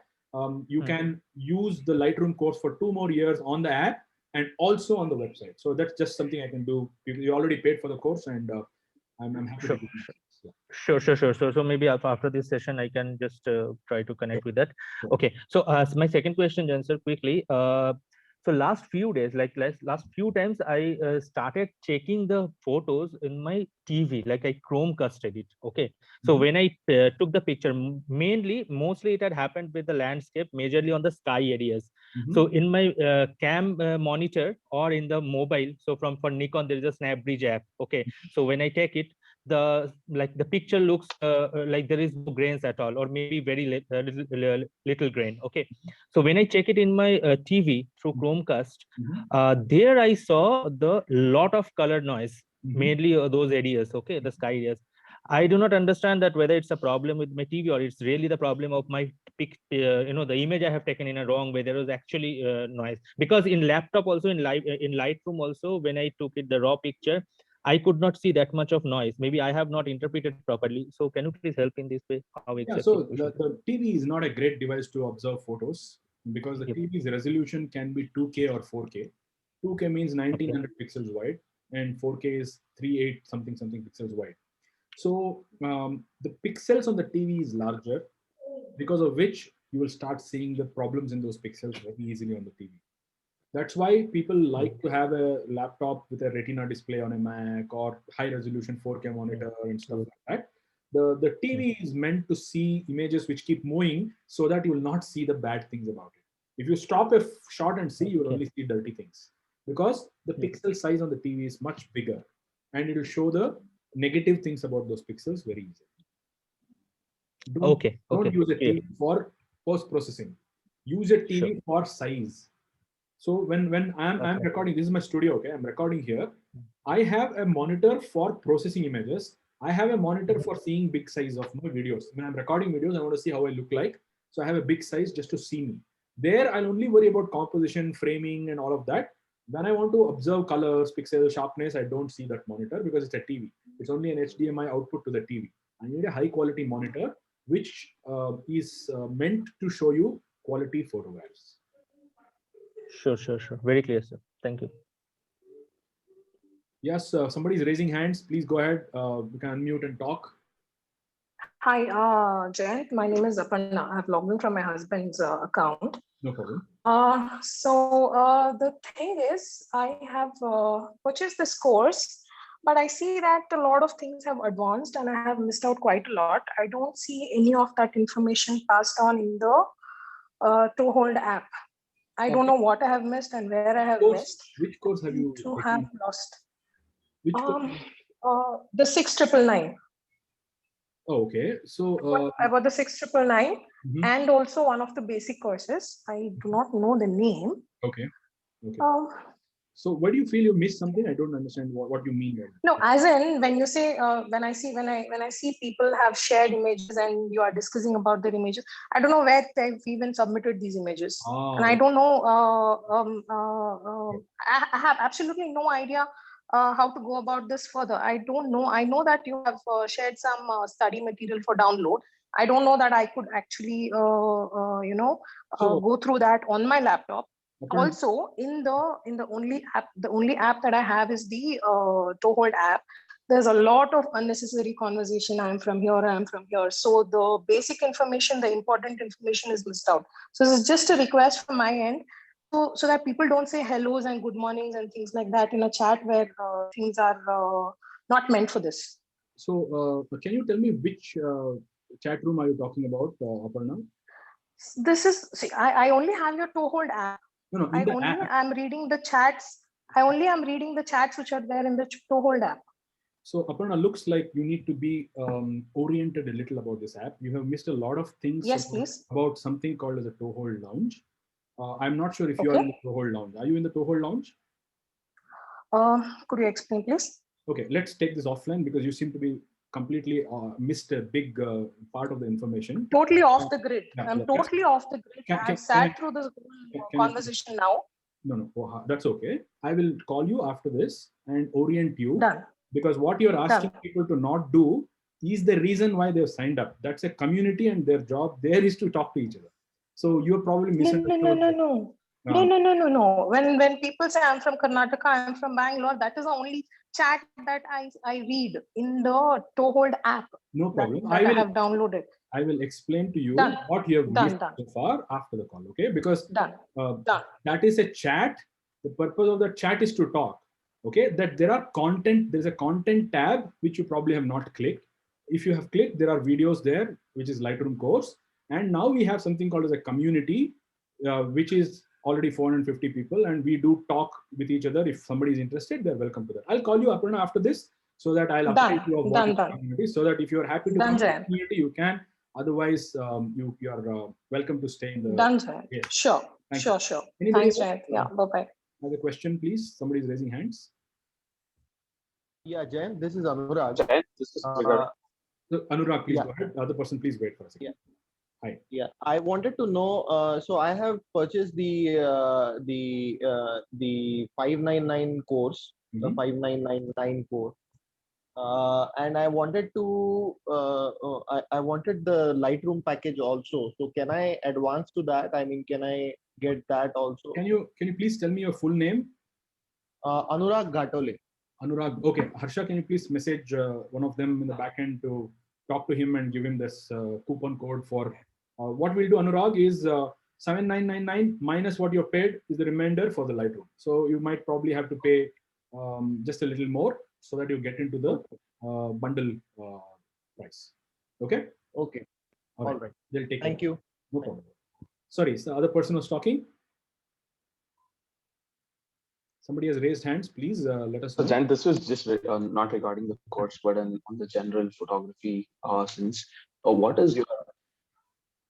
Go ahead, Ravi. Arvind. Are you able to hear me? Yeah, go ahead, please.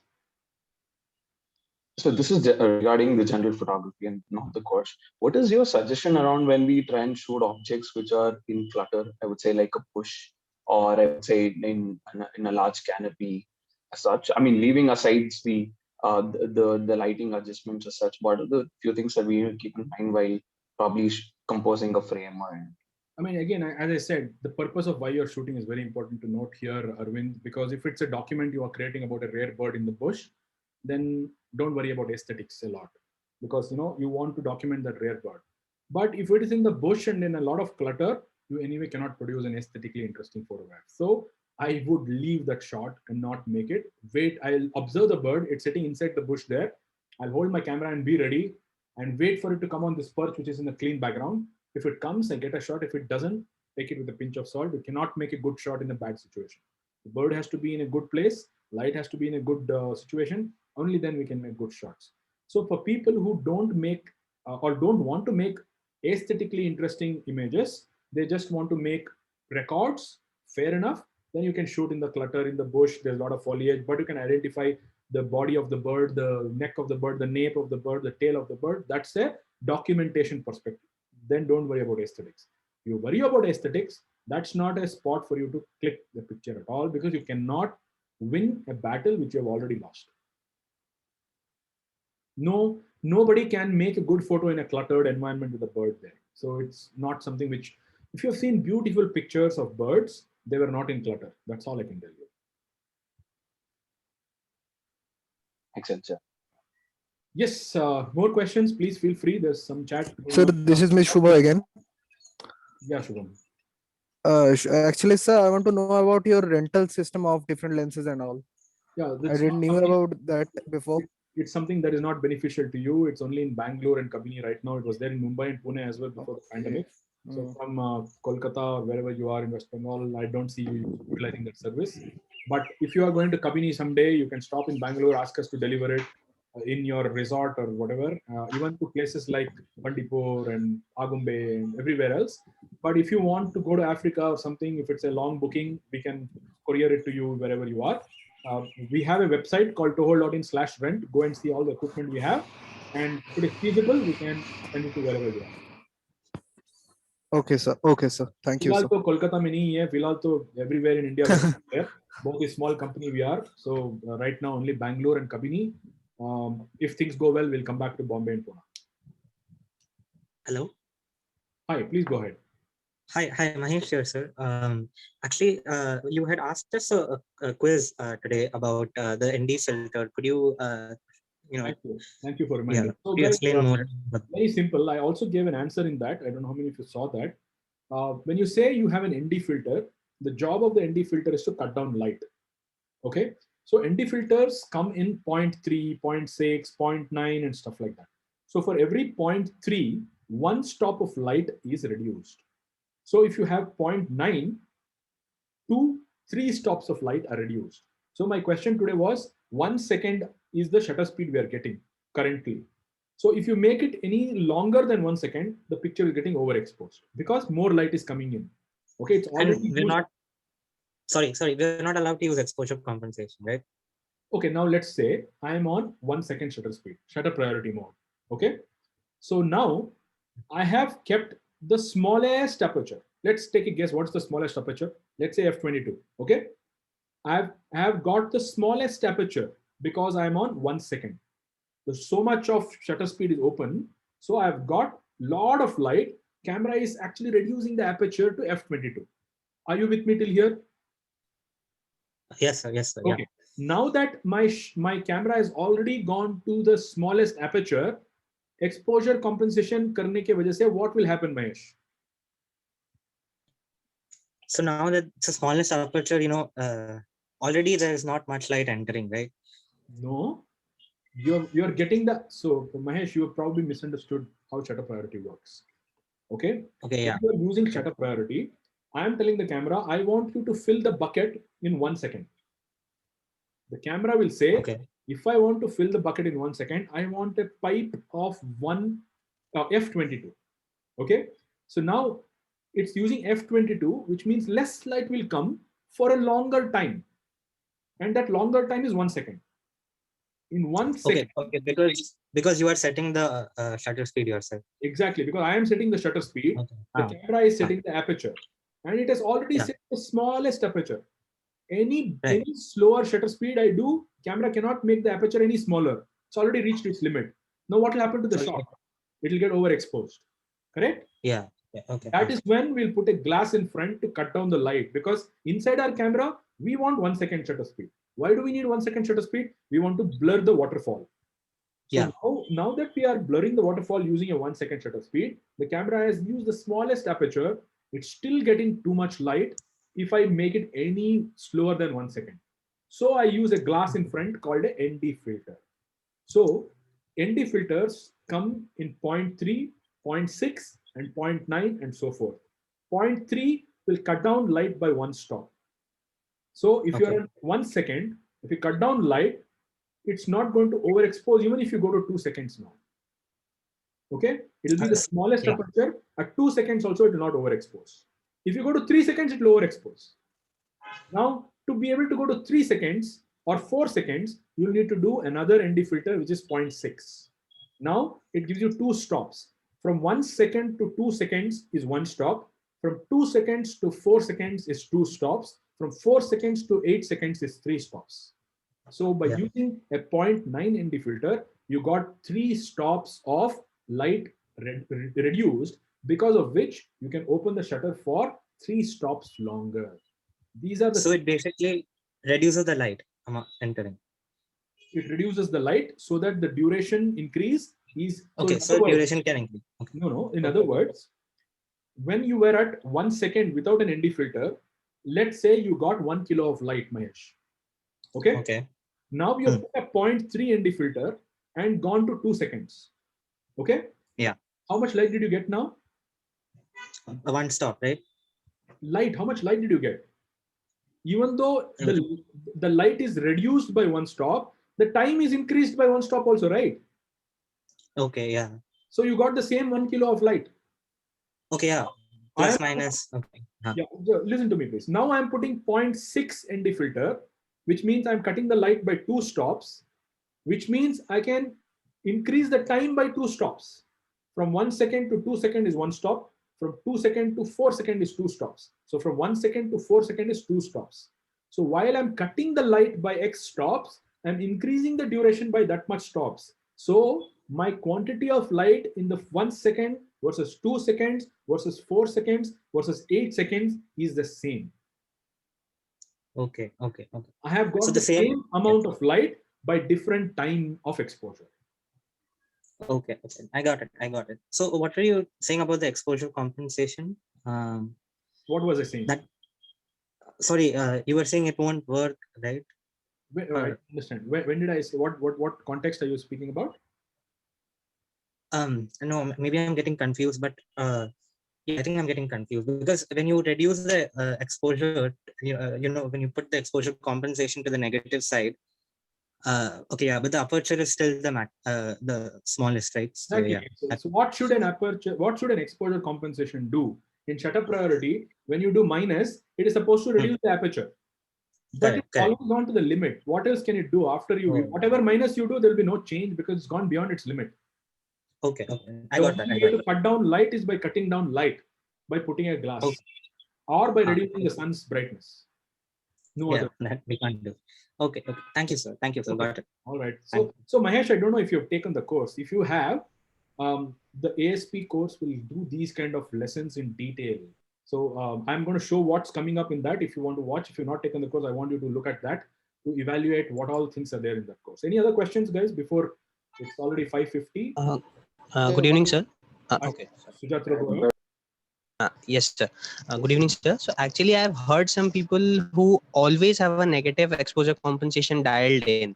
So they claim to do that. So what could be the probable reason for that? They always have a negative exposure dialed in throughout. 2 reasons. Number 1 is they get a faster shutter speed than being at 0. Yes. Okay. You can brighten the image on the computer. You cannot increase the image shutter speed on the computer. Okay. Right. So I would probably do minus 0.3 always so that I get a little more shutter speed. Okay. That's invaluable to get sharp shots. Number 2 is, if you remember the shot of the snake that I was processing earlier, there was a little bit of a sky which was getting overexposed, right? Now, by doing minus, those kind of minorities are also taken into account, and it will not get bright. It will only get darker, so that you can brighten the shadows and control the highlights by doing a little minus. Only 2 reasons. Okay. Thank you so much, sir. Hi, Jane. Kodandaram, please go ahead. Yeah. Hi, Jane. So I mean, this is not a kind of query, but I have just started using your courses since the lockdown has started last year. So that is when I have started following you from day one. So I mean, I would say I've improved a lot on the photography side after I started following you and following your courses. So I took your Lightroom course and also all the courses that you have. I have just one query. So do you have any plans to add kind of photography kits or photography equipment into your app to buy, so that I mean, basically, if, we have confusions on selecting the proper gear for proper camera, or for these kind of shot, what kind of kit has to be used, or like searching for a few kind of like the filters and all in stores. That becomes a little difficult, right? So, can you do you have any plans to do that, like attaching few kind of I mean, photography kits in your app or something, Photography or tying up for with buying, is it? For buying? Yeah, for buying. So I would also suggest, like, you have these metering courses, or you have the filtering courses and all, right? So what if there is a suggestion along with that saying you can buy these items from our store or something like that. So I mean, when we are taking the course itself, you would have an idea, because let's say I wanted an ND filter, but I don't know which company to take. So there are a lot out there, right, in the market. So we don't know which one is of good quality, and I mean, which one is the right one to pick for a particular gear and all. Right. So if there are some suggestions around that, and or some video which is done around that, that would also be helpful. Great. Kodandram, nice feedback. I'm going to think of something in the style of affiliate marketing, where we don't want to sell gear, because that's a different ball game, requires a lot of capital. And if you get a lockdown, then you're stuck with capital, with warehouse charge, all of that. I don't want to do that. No, you can actually link tie up with some companies. That's some what companies is like you can tie up with Sony and give some at some reduced prices or something. I know that. And that's what I'm saying as an affiliate, where I will be able to suggest things based on it, but then I'll think about it. I'll come up with a solution for that. Thanks for the feedback.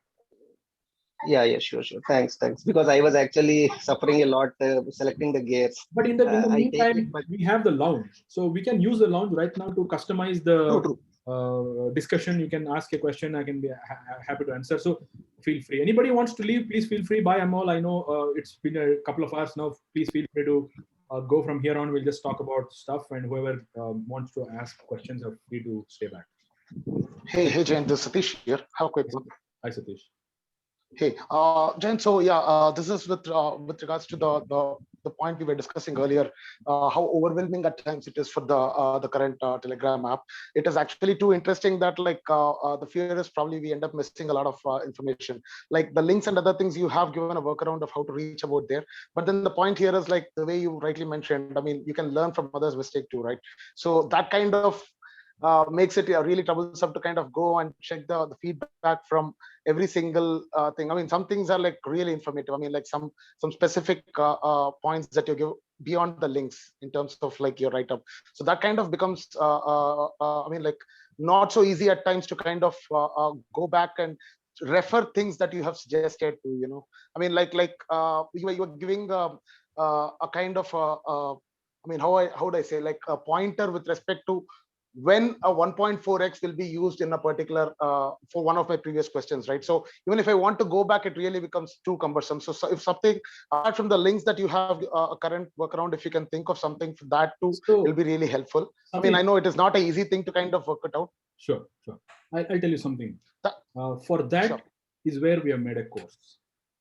So right, yeah. Okay. That is the only way I can structure information. See, to be honest, think about it. Anything you want to learn in this world, you can go and learn on YouTube today. But the advantage of a mentor teacher is to structure the information in such a way that before discussing how to use the auto exposure lock button, you need to learn exposure first. That kind of structure is only possible when you are in a structured course, Satish. Otherwise, somebody will ask a 1.4x converter. Now, if I answer a 1.4x converter, somebody else will ask, converter kya hota hai? So then you start teaching the guy what is converter, then somebody else will ask, oh, I thought, so it's never ending like that. So that's why I keep saying, while I'll be happy to give answers to questions in the community, if you want to learn, please buy the course, because I have thought on that note, I want to show you the outline of the course, because I know it costs a little money, but then please, there's no FOMO in the course. You will not. Yeah, so I'm already a part of Great. the bundle. I mean, Great. the very first 50, I guess, Sure. probably. Yeah, so that's one thing. Yeah, probably that makes sense. Also, my quick second point was like probably some more aspects. I know someone had also asked for like nocturnal photography as something that you can help us out with, and I'm also interested in like underwater photography and probably star trails. If you can also bring out some more knowledge and input on those aspects, it'll be really helpful. Yeah. Right. So there'll be a lot of things that we'll do in the community, but I will not compete with my business in the community. In other words, I'll not do a free course for the community. I'll do tips. No, I'm not talking about a free course here. No, I'm talking about like paid courses like your bird photography, where you can also bring in these stuff. I was going to say that. So I would definitely come up with courses on multiple objects. Like right now, I'm in discussion with a couple of people in my team to come up with different courses. Right now, my 100% focus is on ESP. Please give me some time. There'll be more courses on underwater photography, more courses on, we are now setting up a course on camera trapping and stuff like that. In the months to come, I'll definitely have more things here, Satish. Definitely. Sure, awesome. Thanks, Jan. So for meanwhile, people can keep asking questions. I'm just going to show a little bit of an outline to some of you who want to know what's there in that course. I've seen some personal messages on the chat as well. So while I'm talking, guys, yeah, who's that? Can I speak, Jayant, or else would you later? Please go ahead. You said like you are currently working on some adding additional videos to ASP, right? Is it be added into the ASP, or else again that's gonna be a separate bundle, or how No. ASP has not been. There's no video in ASP right now. ASP is a pre-launch right now. I'm just going to show you ASP right now. So this is my ASP's table of contents. It has 22 chapters, with chapters with our basic and introductory, then DSLRs, mirrorless cameras, and understanding each brand and their different cameras, understanding topics of image format, what are megapixels, and those kind of basic stuff, to going to topics like different formats of cameras, lenses. There's so many detailed topics like accessories. Then we go to the meat of this workshop, 10 chapters on exposure part 1, from all the different aspects, from histogram to ideal exposure to manual exposure to auto exposure. Then I have the exposure metering course, which is itself a 7-chapter course. Very detailed. Right now, some people might have taken the exposure metering webinar, which was a 90-minute webinar. A lot of knowledge there. This can be a super version of that, which is each video is about a few minutes, and there are so many related videos there. Then we talk about exposure part 2 in this. And the biggest course is the focusing course, which is the 13th chapter, which is 15 lessons in the 13th chapter, about 2.5 hours of lessons here. Every aspect of photography that you can think of, irrespective of any genre, is going to be handled in this. Going forward, after this course, very few things will be not known by people. Then it will be feedback style of learning. Because what is a converter? Why should you use it? When should it work with f4.5, 5.6? Those kind of all information is there in this course. And then what we should do is utilize the community, that I have taken the depth of field lesson, and this is what I have done. This is the problem I've got. How do I improve it? Then the feedback will be to fine tune the lesson. Without knowing depth of field, without knowing the multiple styles in which you can achieve depth of field, feedback will only help you to an extent. So that is what I've been saying. This is a very detailed perspective on every aspect of photography from what I know of. It's not everything in the world of photography. There is a lot more, but from a person who wants to take his photography to the next level, there is a lot of information here, which is what we are releasing in July. Right now, no videos in the ASP. That is why Aparna was wondering what's happening. I'm only seeing people say hi, bye. There's nothing that I'm seeing there, because ASP is in a pre-release stage right now. July 10th, approximately, I hope to release it with 22 chapters, and it will take 22 days for people to consume it and learn. After that, there'll be monthly boot camps like these, 2 hours camps on some Sunday, where people will ask questions related to the course. I expect people to have taken the course, been through that lesson, and then implemented something and made a mistake or want to know how to improve it. That's when the learning can be complete. Then on the same question, okay, I think let me ask the question in the other way, what the other person was asking. So we have a separate courses, right? Like in the exposure metering is a separate course which you have left. So if I take the ASP, whatever comes up in the future will get adds up to this, or else it will be a separate only. No, it will not. ASP is a 22 chapter course. Okay. Now tomorrow, if I come up with camera trapping, I cannot give it to the ASP people because that's a different product altogether. So it's not a subscription here. It's a course called Art and Science because I cannot promise something that I don't know what's coming up. So ASP is a promise of 22 chapters, which will be released in July. That is clear. I can show you my content there. But whatever new courses will come up with will not be a part of ASP because that's not in the whole. For example, the next course I'm thinking of is camera trapping. Now that's not a part of it's nothing to do with this. Right. I understand. Right. But having said that, I don't know who is asking the question. Having said that, if there is something that is an advancement, like for example, I'll just show you my, just bear with me. I'll show you, let's go to focusing itself. Where is focusing? In focusing, like there is a topic here called AF on button somewhere. Okay. Now let's say 2022, all cameras came up with a button which is something else. Okay. Harsha, can you tell Shruti I'm busy on the thing? She's calling me. There must be some emergency. So there must be some new button which has come in 2022, for example. Now that is a part of ASP. That I'll come and add a new lesson here saying, so I want to show you something. Okay, just hold on. For a Lightroom course, how I have been doing that. So this is, just a second, please. So this is my Lightroom course. In the Lightroom course, I have June 2020 updates. Adobe Lightroom update, a discussion. So in this, I will talk about something which was not there when I did the course. So Lightroom came up with something called as color grading. Now that is like a continuous improvement to my course so that my course is not stale. These kind of value adds I'll keep putting for life. But new courses will not be a part of ASP. Okay. Thanks. Why I asked this question was, there is a separate code as bird photography, right? So if I take the ASP, do I need to take the other course? I understand, for example, if the camera trapping is a separate, completely it doesn't do with anything to do with ASP. Right. That's where I got that doubt. No problem. I understand the doubt. See, the thing is, the bird photography, introduction to bird photography, exposure metering webinar, autofocusing masterclass webinar, they are webinars and they were done on Zoom days in 2020. They're recorded and they're shared. What we are talking about is a scripted, animated, video edited, better product, my friend. So it will definitely not be a, what can I say? It can never, the courses which are there right now, the exposure metering, it's like good information, but it's not as detailed as ASP will ever be. Because I want to show you guys something else so that you should understand how I'm working on it. Okay. So the amount of content I'm doing is by writing first. And once I write the scripts, I shoot the videos. Once I shoot the videos, I edit the videos by adding examples, animation, and all of that. That is something which is a thorough production work. So like for example, let's say I am going to go to chapter number 13,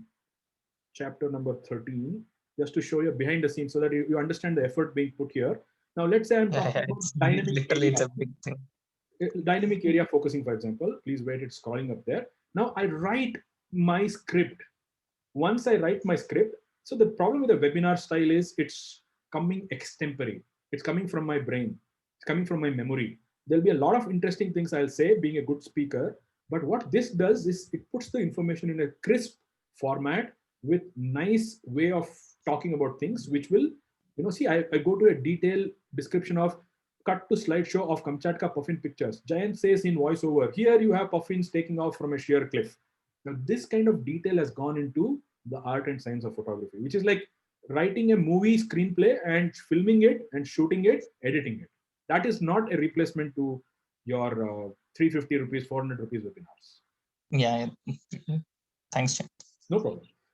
All right. Hi, Zhayynn. Please. Who is that? Okay. One side it was Sanjay. I think one more. Okay, please go ahead. Yeah, please go ahead. I'll ask later. No problem. Yeah, sorry. Hi, Zhayynn. This is Varun here. So I had a couple of questions. One of them was regarding the duration. So in the app, it mentions duration as 2 years. So what does that mean exactly? Wanted to know.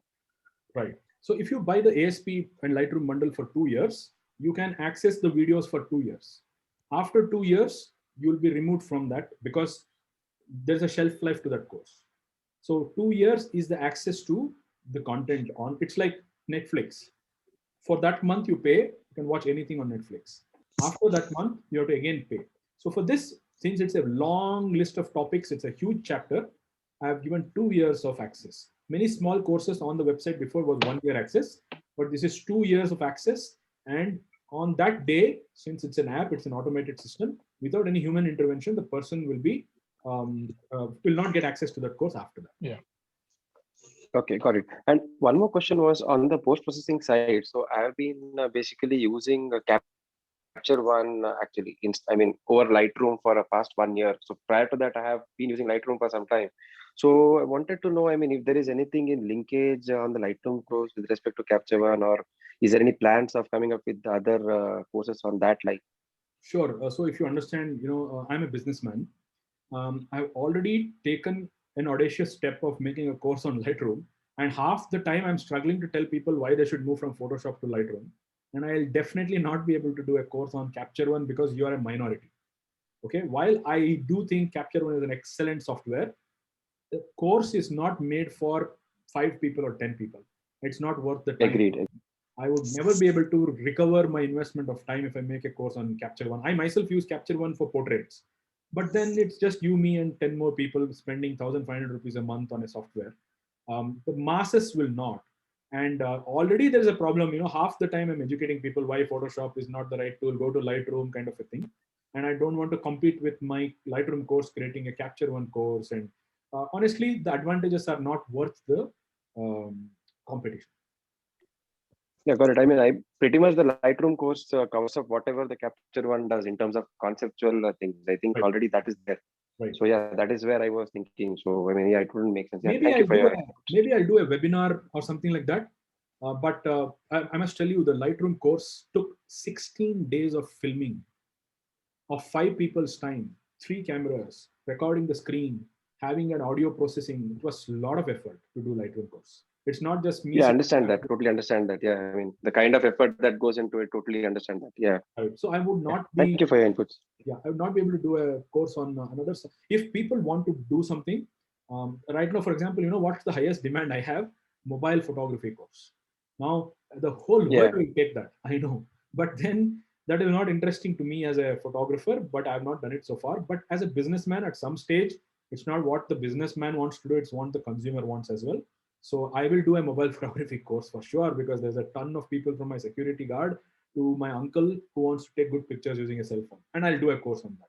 But something like Capture One, unfortunately, it doesn't, volumes are not there. Yeah. Okay, thank you. No problem.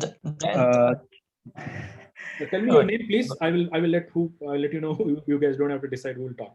Just let me know. It's Varun here. Yeah, Varun here, Jan. Sorry for that. Yeah.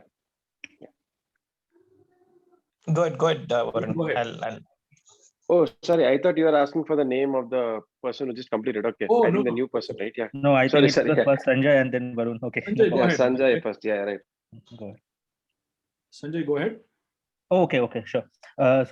Jen sir, the question is regarding the Lightroom course which I took last year. So as you said that with that charges, so I can continue for another 2 years, right? It's 540 rupees. Yeah. It's perfectly fine, no problem. So only need to know that if you update something, if you add up some material in between, so will I get any kind of notification that okay, this is a newer version or something like that, like an upgrade or something like that? Yeah, for one, the app will send you a notification saying the content in your course has been updated. Number 2, I will update people who have taken that in the group chat of Lightroom course, saying, hey guys, I've uploaded a new video now.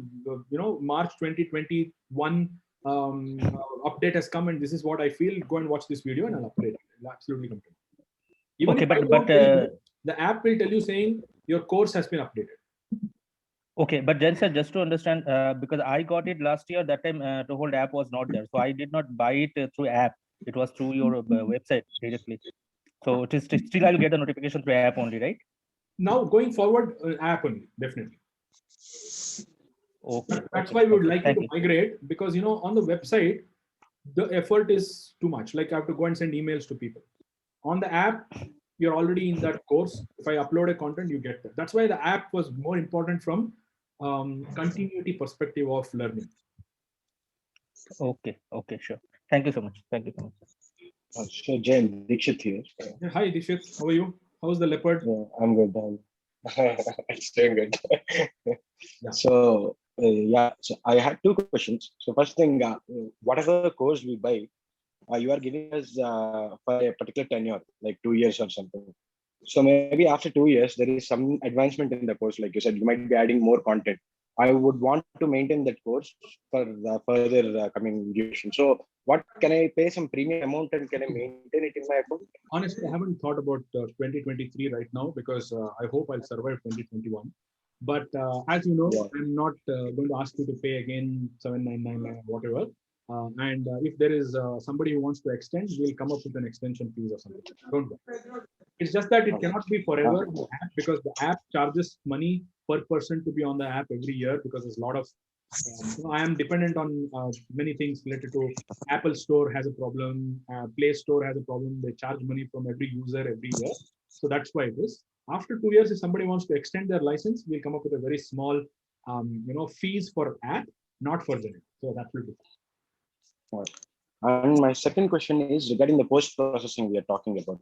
So it's about this Lightroom and Photoshop. It's related to that. So apart from nature photography, I'll be doing portraits also. I mean, I'm interested in doing portraits or maybe fashion or something like that.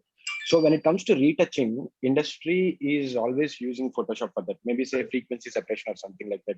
Look at this thing. So is it something wrong? I know like we can do these things in Lightroom as well. While maybe playing with the texture and clarity, we might try to get the similar output, but industry standard is Photoshop for now. So why is it wrong to use it that way? It's not wrong. It's not at all wrong. It's just that you're not using raw files in Photoshop. That's what I meant. Yeah, no, I mean, I can do the basic adjustments in Lightroom. And then once I finish those adjustments, I can click on the photo and I'll say process in Photoshop, so that it will take me to Photoshop and I'll do the, retouching part then. That is exactly the way it should be done. That's exactly the way it should be done. It's not wrong. It is the way to do it. So, basically the thing is, what you do in Lightroom and what you do in Photoshop are different. So many people are using Photoshop to do what Lightroom is capable of doing. That's where the problem is. But if you know exactly what to do, so even if you are a retouching artist, you want to catalog it and maintain it and all of that, which Photoshop cannot do, which is why you'll use Lightroom. You'll normalize the image, it's color corrected, it's white balance corrected, contrast corrected, sharpened and everything. Now there are things you want to do to that image which Lightroom cannot do. Right click on that file, open it in Photoshop, make changes in Photoshop, layers, this, remove the people, God knows what you want to do. That is called retouching. Do retouching in Photoshop after you have normalized the image in Lightroom. That's why Adobe is even for like wildlife, I sometimes like once I finish processing, I'll go to Photoshop, I'll adjust the levels and maybe do a bit of dodge and when I feel it is necessary, not for every picture, but when I feel like doing it. So that's absolutely fine. There's nothing wrong in doing it. I'm just feeling like I'm missing out on something in Lightroom which I'm unable to do. That's why I'm doing it in Photoshop. You are missing out on Lightroom only for these things. Like there is a brush in Lightroom. There's a brush in Lightroom. There are grad filters in Lightroom. There are radial filters in Lightroom. So you can do all of these in Lightroom itself. What Lightroom cannot do, use Photoshop for that. But doesn't matter, Dikshit. If you're comfortable using Photoshop, you will use it for brushing and dodging and go ahead and do. There's nothing right. See, there is no rules. In the end, your photo should look good. That's all. And I have one question. Shivacha here actually. Hi, Shivacha. Yeah. So the question is, I did the Lightroom course a couple of years back in the in Toehold actually through the website. Through the website, we registered and we came to the Toehold office and we did it. So how can we get into the same? I think we have the updation of the Lightroom course. So do we need to take again the course, or what do you suggest us now? Yeah. So to be honest, that day what you paid was for an infrastructural thing where we had a cost to the class. Yes. 15 people were there in the class probably. And now what I can do is give you a little bit of a deal to buy the course on the app because you had come to the class. But I cannot give free access because the app is an additional. Yeah, I completely understand, Jen. That I completely understand. So people who have taken the class in Toehold, I can come up with a discount coupon or whatever. Right now itself, the course is 3,500 rupees until the end of the day. For people who have taken the course, I will after this call discuss with my finance team and see if we can come up with a coupon code for you. If you can kindly send me a message on Telegram so that I don't miss. I'll drop a message for you. And if there's any more people like that who have taken the in class, to be honest, Srivatsa, what you did in that class is 25% of what this course can give you. Because in that class, if you remember, there was that person who didn't know how to operate a computer properly, Rajiv or Philip or whoever did that course. I don't know if I did that. I would have spent time showing somebody how to open some file there and how to create a desktop folder and all those kind of rubbish things which we were done in that course in the classroom, because there are 15 people with different levels of knowledge. The advantage of this course is those are all not there. Very, very crisp information. So we can give you more value in that 10.5 hours. That was 6 hours. Yeah, I completely understand that. I completely understand. That's where I got the doubt. So my basic doubt was, do we again need to opt for that course, or what do you suggest for us again? Oh, okay. So that's one of the doubt I had, because we did it right. Do we need to again relook to every video, or else whatever we are doing, we can retouch on the things? How do you suggest for us? Now it's a little difficult for me to recommend. If you ask me to recommend and say, yes, it's important, you should do that, it will be unfair to say. I don't want to sell something that you don't need. I understand. There may be somebody who may have taken the course and not been in touch with it and have forgotten. One of the bad things about an in-person course is like, my colleague said some things, you did some things, you went out of that room and it's all forgotten. Now that's something which is the reason why an online course like this, where you can go back to that smart previews lesson or like sharpening lesson again and again and practice it, which is the advantage. So it depends on how good you are, Srivatsa. If you're already somebody who's already very good, just needs a little bit of hand holding, then you might not need to take the whole course. But I do think the decision is very subjective to each individual. I wouldn't be able to give definitely take. I completely understand it. It's a perspective way of how do you gauge yourself. One thing is for sure. Mm-hmm.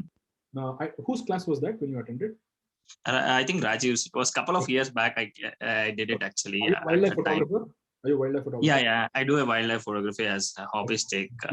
Then the answer is very clear.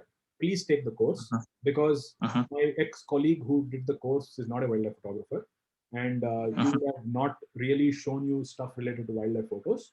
Me being a wildlife photographer, I have a lot of raw files which are wildlife images, and the way I process is something that I don't think street photographer will be able to help with that. With due respects, there's a big difference between the two people. And I understand. Yeah, sure. Thank you. No problem. Right. Yes, please. Hi, Rakshana, go ahead. Right. Yeah.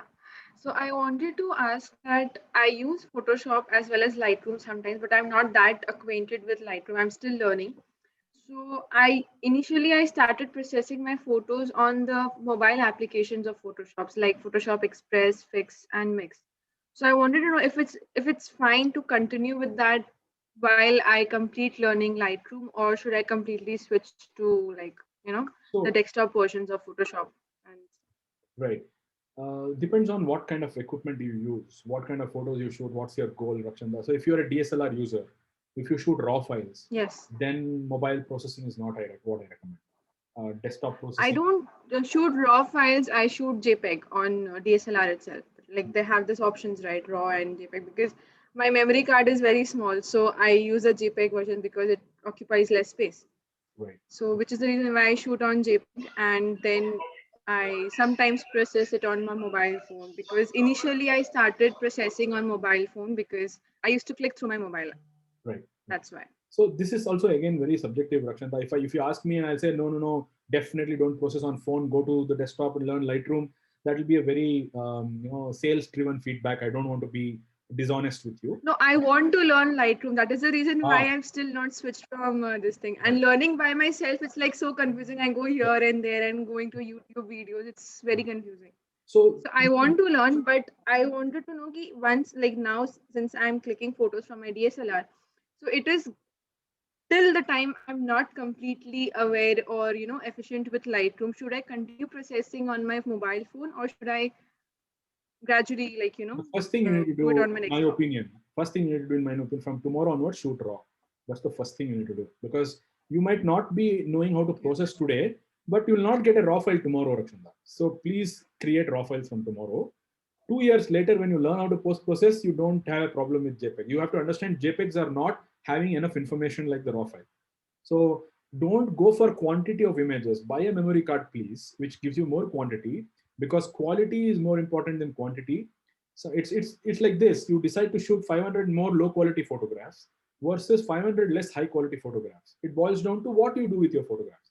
So if you choose to shoot in RAW, that means you need to post-process your pictures, and don't do it on a mobile, because a mobile screen is not meant to process raw files or calibrate it. Lightroom Mobile is there, but a desktop is where you should process with a properly calibrated computer. And that's like a little more serious into it. Depends on how serious you want to get. And if you feel like photography is what you want to do a little more seriously, then raw files is the first thing you need to do, irrespective of the software. Second thing is go away from the mobile, because mobile processing is for people who do selfies and they click a mobile shot and they want to instantly put it on Instagram and stuff like that.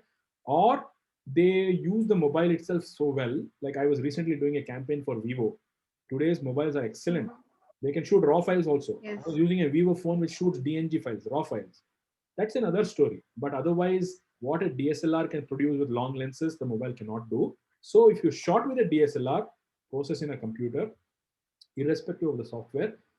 If you use Lightroom, what you will learn to do better is manage files also.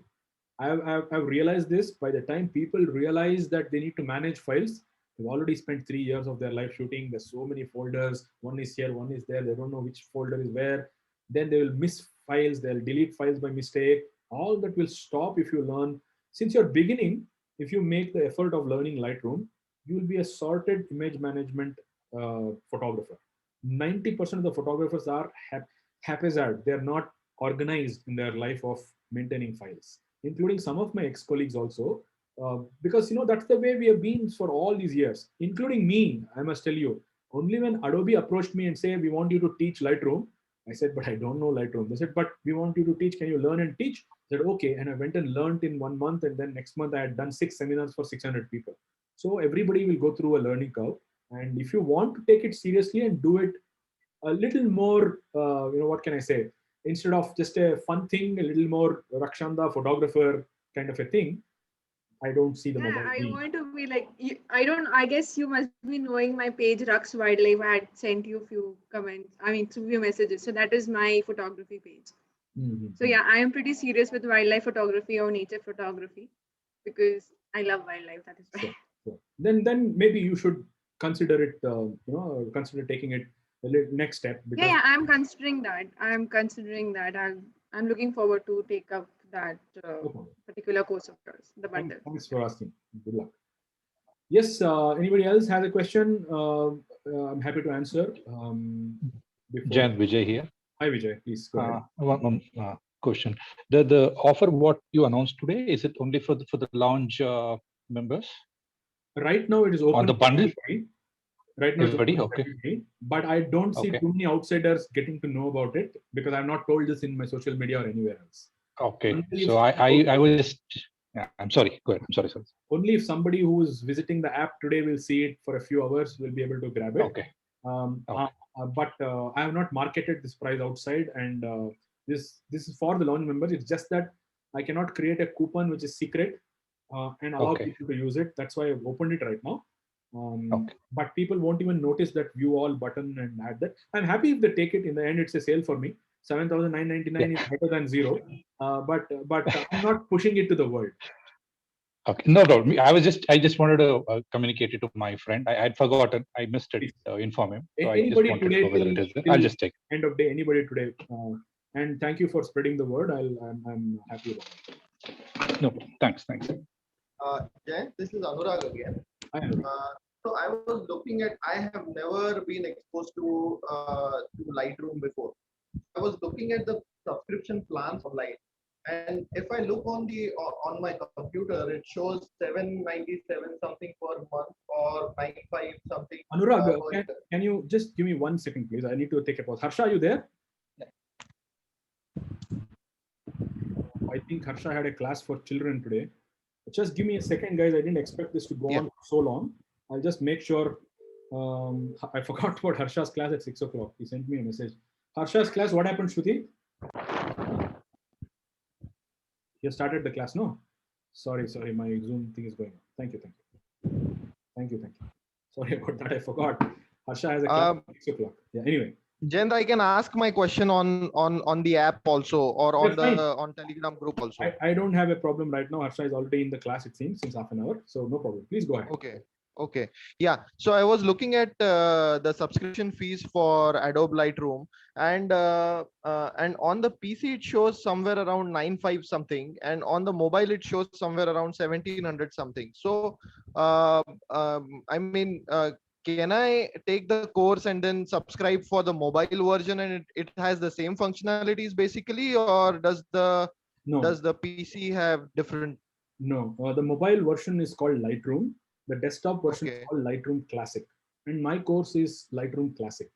I'm just going to share a video with you about what's the difference between Lightroom and Lightroom Classic. It's a huge difference in the way the files are handled. I want you to just watch that. Give me a second. I am not sharing my screen, right? Okay. I'll just share that video to you, which is going to explain the difference between the two. If you are on the Telegram app, can you please go ahead and check links? I have a link there already explaining the difference between Lightroom and Lightroom Classic. Huge difference. Huge difference. There are two different things. Why choose? Okay, fine.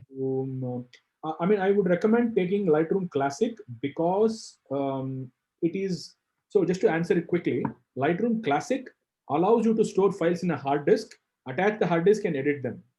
Lightroom uploads the raw file to the cloud. So they give you 100 GB space when you buy that $9.99, whatever that is. So that is not enough for more than a month. So if you buy that software and you upload files, 100 GB, next month you'll need more space. You'll have to buy more space from Adobe.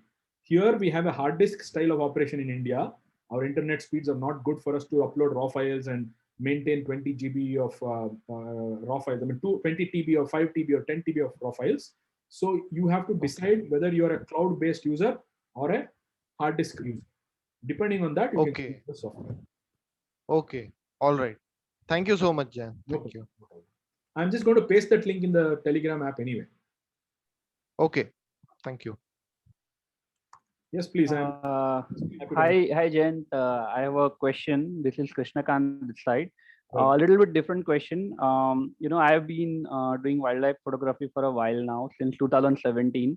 Now I've reached a point where, I feel that the photographs which I'm clicking, there are thousands or lakhs of such photographs, we come across every day. And I'm like highly demotivated from going out in jungle and shooting the same stuff all over again. So how do you what would be your advice to think little differently, or create my own niche, or carve out something which will make my photographs stand apart? I'm just asking you a question from a thought process evaluation, like how do I evolve my thoughts, or channelize my energy? So how has been your journey? And maybe you can give some inputs. Do I remember you from yesterday's Clubhouse chat? No, I am unfortunately not part of that. I was just planning to subscribe to Lounge. I have not yet done that. Okay, no problem. So Krishnakant, right? So the first step to get to what you're talking about has already been begun by you, because you're already thinking about it, right? So if you are thinking, what do I do that is unique? Everybody's producing a sharp photo of a head-on tiger from Bandhavgarh or Bandipur or Ranthambore. That means you are already on the way to become better there. It will take a little bit of a time. It depends on each person, and each person will get a different idea. Some people will get into specific specializations. Some people will get into fine art. Some people will get into black and white. Some people will get into documentary. Some people will quit photography. Some people will. So it's an evolution, Krishnakant. So I would suggest you continue the process. Right now, your journey has begun. You've already started taking a bypass. And very soon you will reach a place from where you will have clarity. I cannot give the clarity to you because I don't know you well enough, but I'm happy to talk to you if you want to call me, discuss what you want to discuss in a longer call. I'll be happy to give you that time. On this short, without knowing anything apart from the spelling of your name, it's difficult for me to give you advice. Absolutely. I would love to, get on a call with you whenever it's convenient for you. You can send me a Thanks, message on Jayant. Telegram. Okay, you're not on the. My number is easy to remember. I'll just put it there. I have your number. I'll just text you. I'll say hi to you. I already put you some messages, few queries I had, so I thought not to put here. It'll take a lot of time for you to answer those. No problem. Since it's a personalized question at a different philosophical level, we can talk about it separately. Thanks so much. Appreciate it, Jen. All right. Are you guys not fed up of listening to me? It's 2.5 hours. All right. So Sanjay this side again. Okay. Yes, Sanjay. So in presently in the website, all the trips, okay, upcoming trips, that's still on, right? Like it's not like nothing has been cancelled or something like that. So right now, there's no action there. July first week onwards, we'll have new schedules. But there are some tours after July that we have schedules which are fixed. But whatever was there in May, June, and all went for a toss because of the lockdown, unexpected lockdown. So can you tell me what specific trip are you talking about? I'll tell you what's the status of it. Yeah, so the upcoming August, I can see the Ranthambore is there. Right. Yeah, so that's still on, right? Like as per your planning, it's still on. That's still on, but as you know, last week, National NTCA, National Tiger Conservation Authority, issued a notice saying all tiger parks should be shut down because COVID can happen to tigers. At the moment, it's not sure, but we'll know in July for sure. Ranthambore in August is not the prime time. It's a monsoon time. That's a trip I've created for people who have been during summer, winter, and seen Ranthambore many times. So they want to go in the monsoon times to see green Ranthambore, which we don't see in the rest of the time. But currently, whatever is there on the website is a hope. I cannot promise what all will happen because you never know when is the third wave, when will be the next wave, God knows. But at the moment, anything after July is something which hopefully we are doing. Sorry, Jan sir, like as you said, so one thing came into my mind 3-4 days back, just before like in Bangalore, it was in Karnataka mainly, it was announced that it will be extended till 21st, otherwise it was earlier 14th, right? So that time the notification was there. I think the notification is still there in JLR website that after 14th they are going to start. Okay, they are going to initiate all the trips. So like just now you said that announcement, right? So like it's valid for jailer, all that park also. Yes, because they also are a national park, which is a tiger reserve. They have to respect the NTCA's guidelines. But then there are some states which are not respecting. Like Madhya Pradesh says we don't care about the road. NTCA is not a governing body. They are an expert group who recommends shut down the park. But then Madhya Pradesh Forest Department says if we shut down the park, people will die of hunger, if not of COVID. So they have a different way of thinking. So we don't know what will happen. Nobody can guarantee. If the pressure is, if even one tiger gets COVID, then the country's state will change. So right now we can only speculate. We do hope that some places will open in July. Definitely not on June 14th. Okay, sure. Okay, thank you. Hey Jayant, Satish here again. So since we spoke about trips, I mean, like I'm kind of eagerly looking forward for the Kamchatka one, no matter when it opens, probably in 2022 or later. So some kind of a ballpark number would help to plan accordingly. I mean, like I remember seeing it about a year back or so. It's a 5,000 year trip. I think even now it's available to see information. Toehold.in/Kamchatka. August 2022, I'm doing it, but right now you'll see information about August 2021, which we thought we'll do, but then that was decided in 2020, and we never imagined. Right now, the website is not taking you to that because the schedule is not open. But I know that the dates are fixed, August 2022, and in Jan or Feb 2022, we will finalize it, or we will think about the next year. I hope. 19 was the last time we did it. 2020 we couldn't do it. 2021 we are not able to do it. 2022 August is 99% happy. Okay, and is that available in the website? I mean, the information that you told /Kamchatka? right now I just checked, it is redirecting to the home page, but I will quickly check and give you a link. If you can send me a message on the chat, I will give you a link of that right now. Sure. Should I older do it in the? information. Say that again. You'll see old information, but Right. That's good enough to understand about the trip and final. I think that's good enough. Yeah. Right. Sure. Right. I'll share that link. That should be great. Sure. Thank you so much. Right. Hello, sir. I'm Vishal here. Hi, Vishal. So yeah, I'm actually I'm an absolute beginner in terms of wildlife photography. I only have a basic entry level DSLR paired with a kit lens.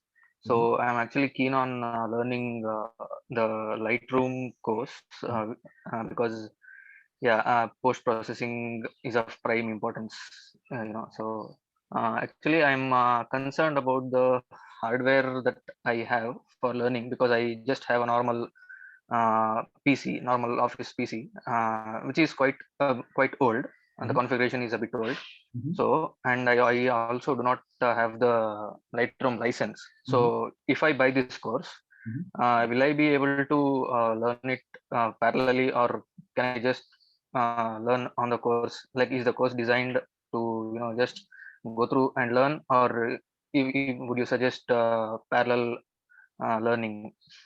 Course and practicing it in Lightroom hands-on as course well. or just watching and learning course? Is that what you're asking? So Yeah, it's a very hands-on course. Right from chapter 3, you will have to download the raw files and you will have to do what I'm saying for it to really be beneficial to you. So if you don't have the software, you will just watch my videos and be of no use to you. Don't buy the course if you exactly. don't have the software. I don't want you to waste money and buy the course. Buy the course, even if you are going to buy the software in the next 1, 2, 3, 4 months, because you have 2 years of access you can spend 2 months watching and learning the course by watching it. Then at some stage, you will have to start implementing what you learn. Otherwise, you'll not learn it. Somebody who spoke of Kamchatka, send me a message, please. I'll just give you the link.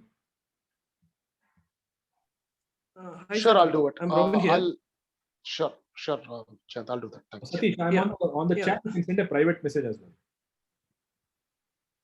Sorry. Sure, I'll ping you in Telegram separately on a private Telegram. Anyway, putting the link on the group, everybody can see that. Anyway, sure, no problem. Who was that? Sorry, was that Robin? Robin. Hi, yeah. Sir, I have a small doubt actually because I had purchased the Lightroom course in the web actually. So it's I have I think 1.5 years more period, because after that if I want to use it continuously, so how I can recover that? On the web we only sold 1 year, Robin. We sell 2 years. I don't know when you bought it. Yeah, I think I bought it recently. I think 1 year or 1.5 years I have, I think so. Right now I didn't see it properly. Okay, what is your question? No, if after the period is over after 1 year, so if I want to continue the course actually, how I can do it? Get in touch with us. We'll figure out a way. We'll ask you to pay a little money, which is a migration or a continuation, which is just an add-on. We don't want you to pay the entire fees again, so don't worry about it. Yeah, sure. If you want one easy answer, Robin. If you migrate to the app today, for 540 rupees, you will be able to access it for 2 years on the website or on the app. That's probably a smart. Okay. Then I'll migrate it today itself. So then I'll not worry about it. Yeah, then I'll do it that, because then later then I'll get in touch how we can. Sure. All right. Yeah.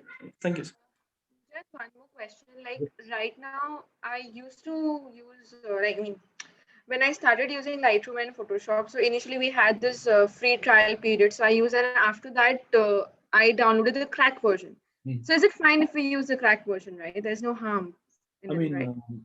I mean, with respect to the course or using the software and using what features and all of that, there's no problem.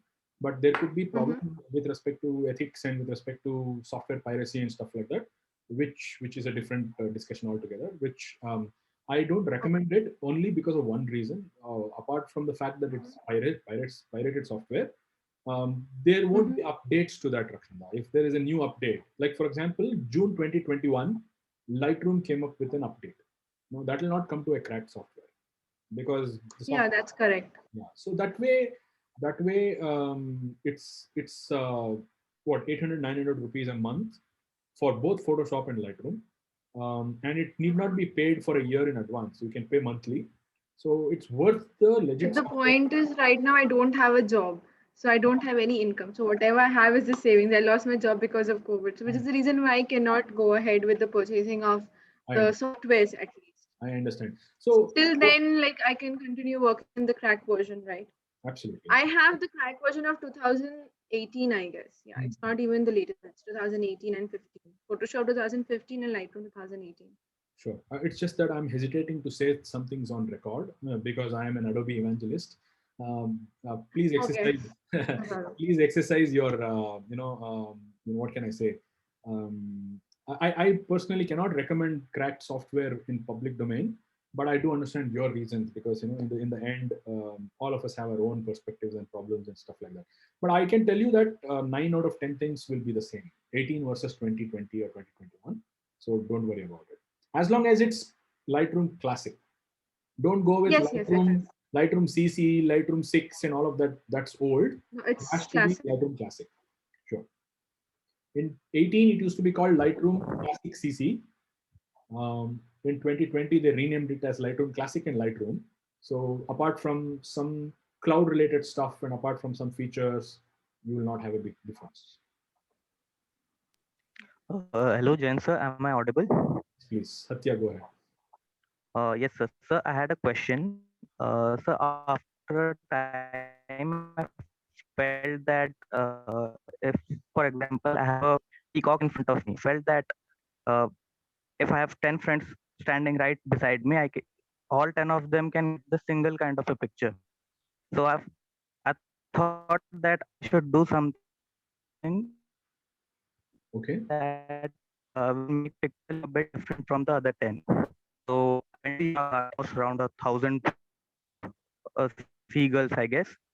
So I shot a picture with slow shutter speed, and it was a beautiful picture with good motion blur. I showed it to a few of my non-photographer friends, and the reaction was, "ये तो blur है, तेरा camera focus नहीं कर रहा क्या?" So, so what can we do? And I mean, do we have to justify what we're trying to do or something No, like you that? just have the wrong audience for what you've done. Because see, I'll give you an example of cinema. Okay, like for a person like me, I used to think Dhoom 1, Dhoom 2 kind of movies are like bekar, but then it did crores of rupees in the box office.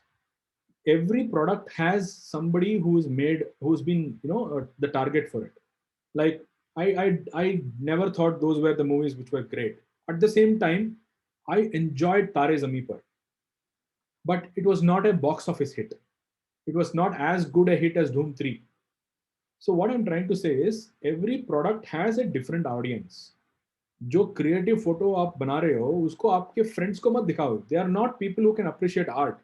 They only understand sharp photo with blur background maybe. So find the right set of audience also. No point in showing that to people who don't understand it. Then your friends are not art critics, right? They are just common men, and so they might not understand the potential. So find the right target audience for what you've done. Thank you, sir. Thank you so much. All right, great. Guys, getting close to 3 hours, so I'm happy that some of you are still around. Hi, Jen. Yeah, hi. Hi, Satya this side. Actually, I don't have the Adobe Classic, Lightroom Classic one. I was just going to the website wherein there are 3 plans. It says photography plan 20 GB, which is 800 rupees a month. I think you're recommending this plan, right? Yes, please go with the photography plan. It comes with Photoshop and Lightroom. Yeah, so it says it's 20 GB. You said, it doesn't allow you store, your The images 20 GB, at cloud. the 20 GB Satya is for Lightroom. If you use Lightroom Classic, you don't need to worry about even 1 GB. So I'll just show you my account. Okay, hold on. So my account is. Are you able to see my screen? Yeah. So I'll show you my account. Just for your knowledge, I spent 3,500 rupees a month on software, which is not just Photoshop and Lightroom, but it's called Adobe Suite, Creative Suite. So if you understand my plan, I have, what can I say? I have 0 GB of utilized space, or very, very small space that I've utilized. So I don't need that because I use Lightroom Classic. Okay, so if you don't use their cloud space, don't bother about the space they're giving you. 20 GB or 20 MB doesn't matter to us because we don't need the cloud space. I have. Okay, I understand. Actually, you. Yeah. Sorry. Go Please ahead. go ahead. You go ahead. You go ahead. Yeah, I understand. You said you earlier you told that you need to store in your hard disk. So I was just wondering whether this is the right plan that I'm choosing or not. Right. Yeah, that's correct. See, now I have 100 GB space because I'm on a 3,500 rupees a month. See, 3,585 is my last paid bill, June 4th. Okay, so I get 100 GB of space, but I have used 0 GB of space because I don't put anything in the cloud because I use hard disks. Understood. Yeah. Okay. Thank you very much. Yeah, no problem. No problem. All right. So, guys, whoever else is there, if you've not asked your question, you can ask me now, or you can ping me and you can send me a direct message. I'm happy to answer that. Otherwise, I think let's call it a day. It's been a long, long time now, close to 3 hours. Thank you very much for participating and being a part of the Toehold Lounge. If you feel there is something that you want to Hi, ask, sir. Sorry for interrupting. no problem. Go ahead, Devang. Devang, yeah. So recently one of my hard drives crashed, and unfortunately I didn't have a backup for that. So Backup of from what? your experience, do you have any Backup of what? anybody who can help me recover? Backup of what? Raw files? My hard drive. What was in the hard drive? Raw files? Yeah. My raw.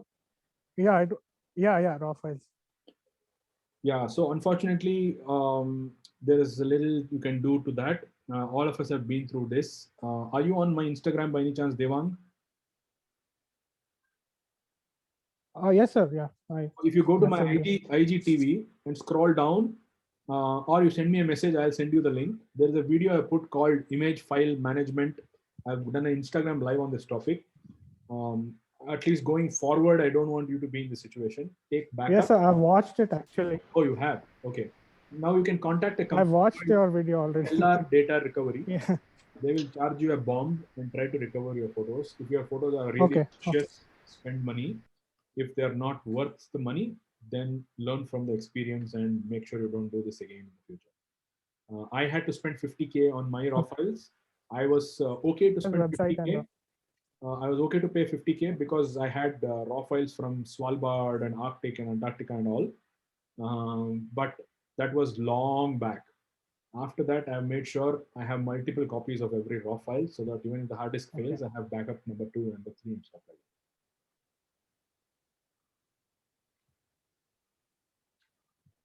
that. Okay.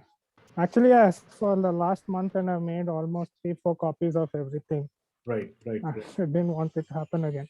Sure. But so I was looking at the Stellar website. I mean, their Google reviews and all. Most of them seem to be like fake reviews and going ahead. Yeah, I have no idea. I don't want to talk about a company I've not used in 10 years. So please figure out by talking to them, calling them. Reviews, I have no idea what. 10 years ago, I lost my raw files, and after that, I don't need a data recovery company because I have my own backup. So it was just that I used them a long time ago. I don't know them. I'm not associated with them. That was a company just based in Bangalore that I knew of. Yes. Feel free to talk to them or Google data recovery companies, and you'll find more. Maybe you never know. There might be more people like you who need that service. So I don't know who is the relevant best service provider. Okay. Thanks, sir. Yeah. Thank you. Good luck. All right. Jayynn, hi. Just wanted to check, are the videos available offline as well? Yes, Yogesh. One of the good things about the app is you can download videos inside the app and watch it offline without internet. That's the biggest advantage of the app. All right, great. Thanks.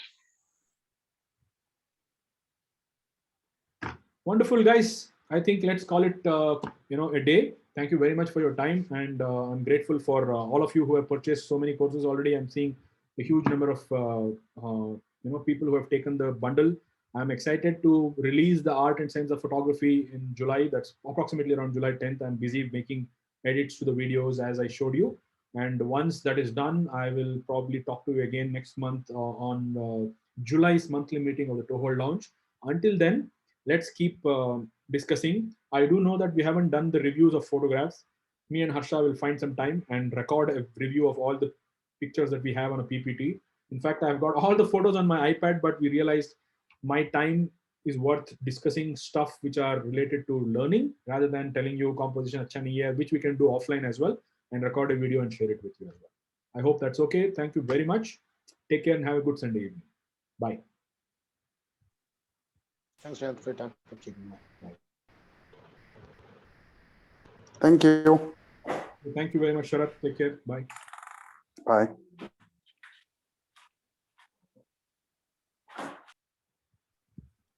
Thank you. Bye.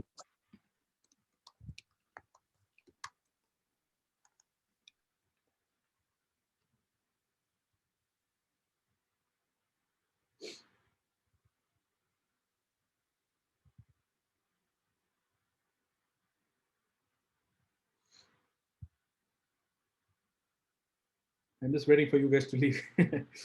Bye. Bye, Robin. Bye, Ravi, Rajat, Ashwin, Arvind, Rajat, Kulkarni. Take care, guys. You can talk to me on Telegram if you have anything. Please feel free to ask me anything you want. So I'm going to end this session. Have a good Sunday evening. Bye-bye.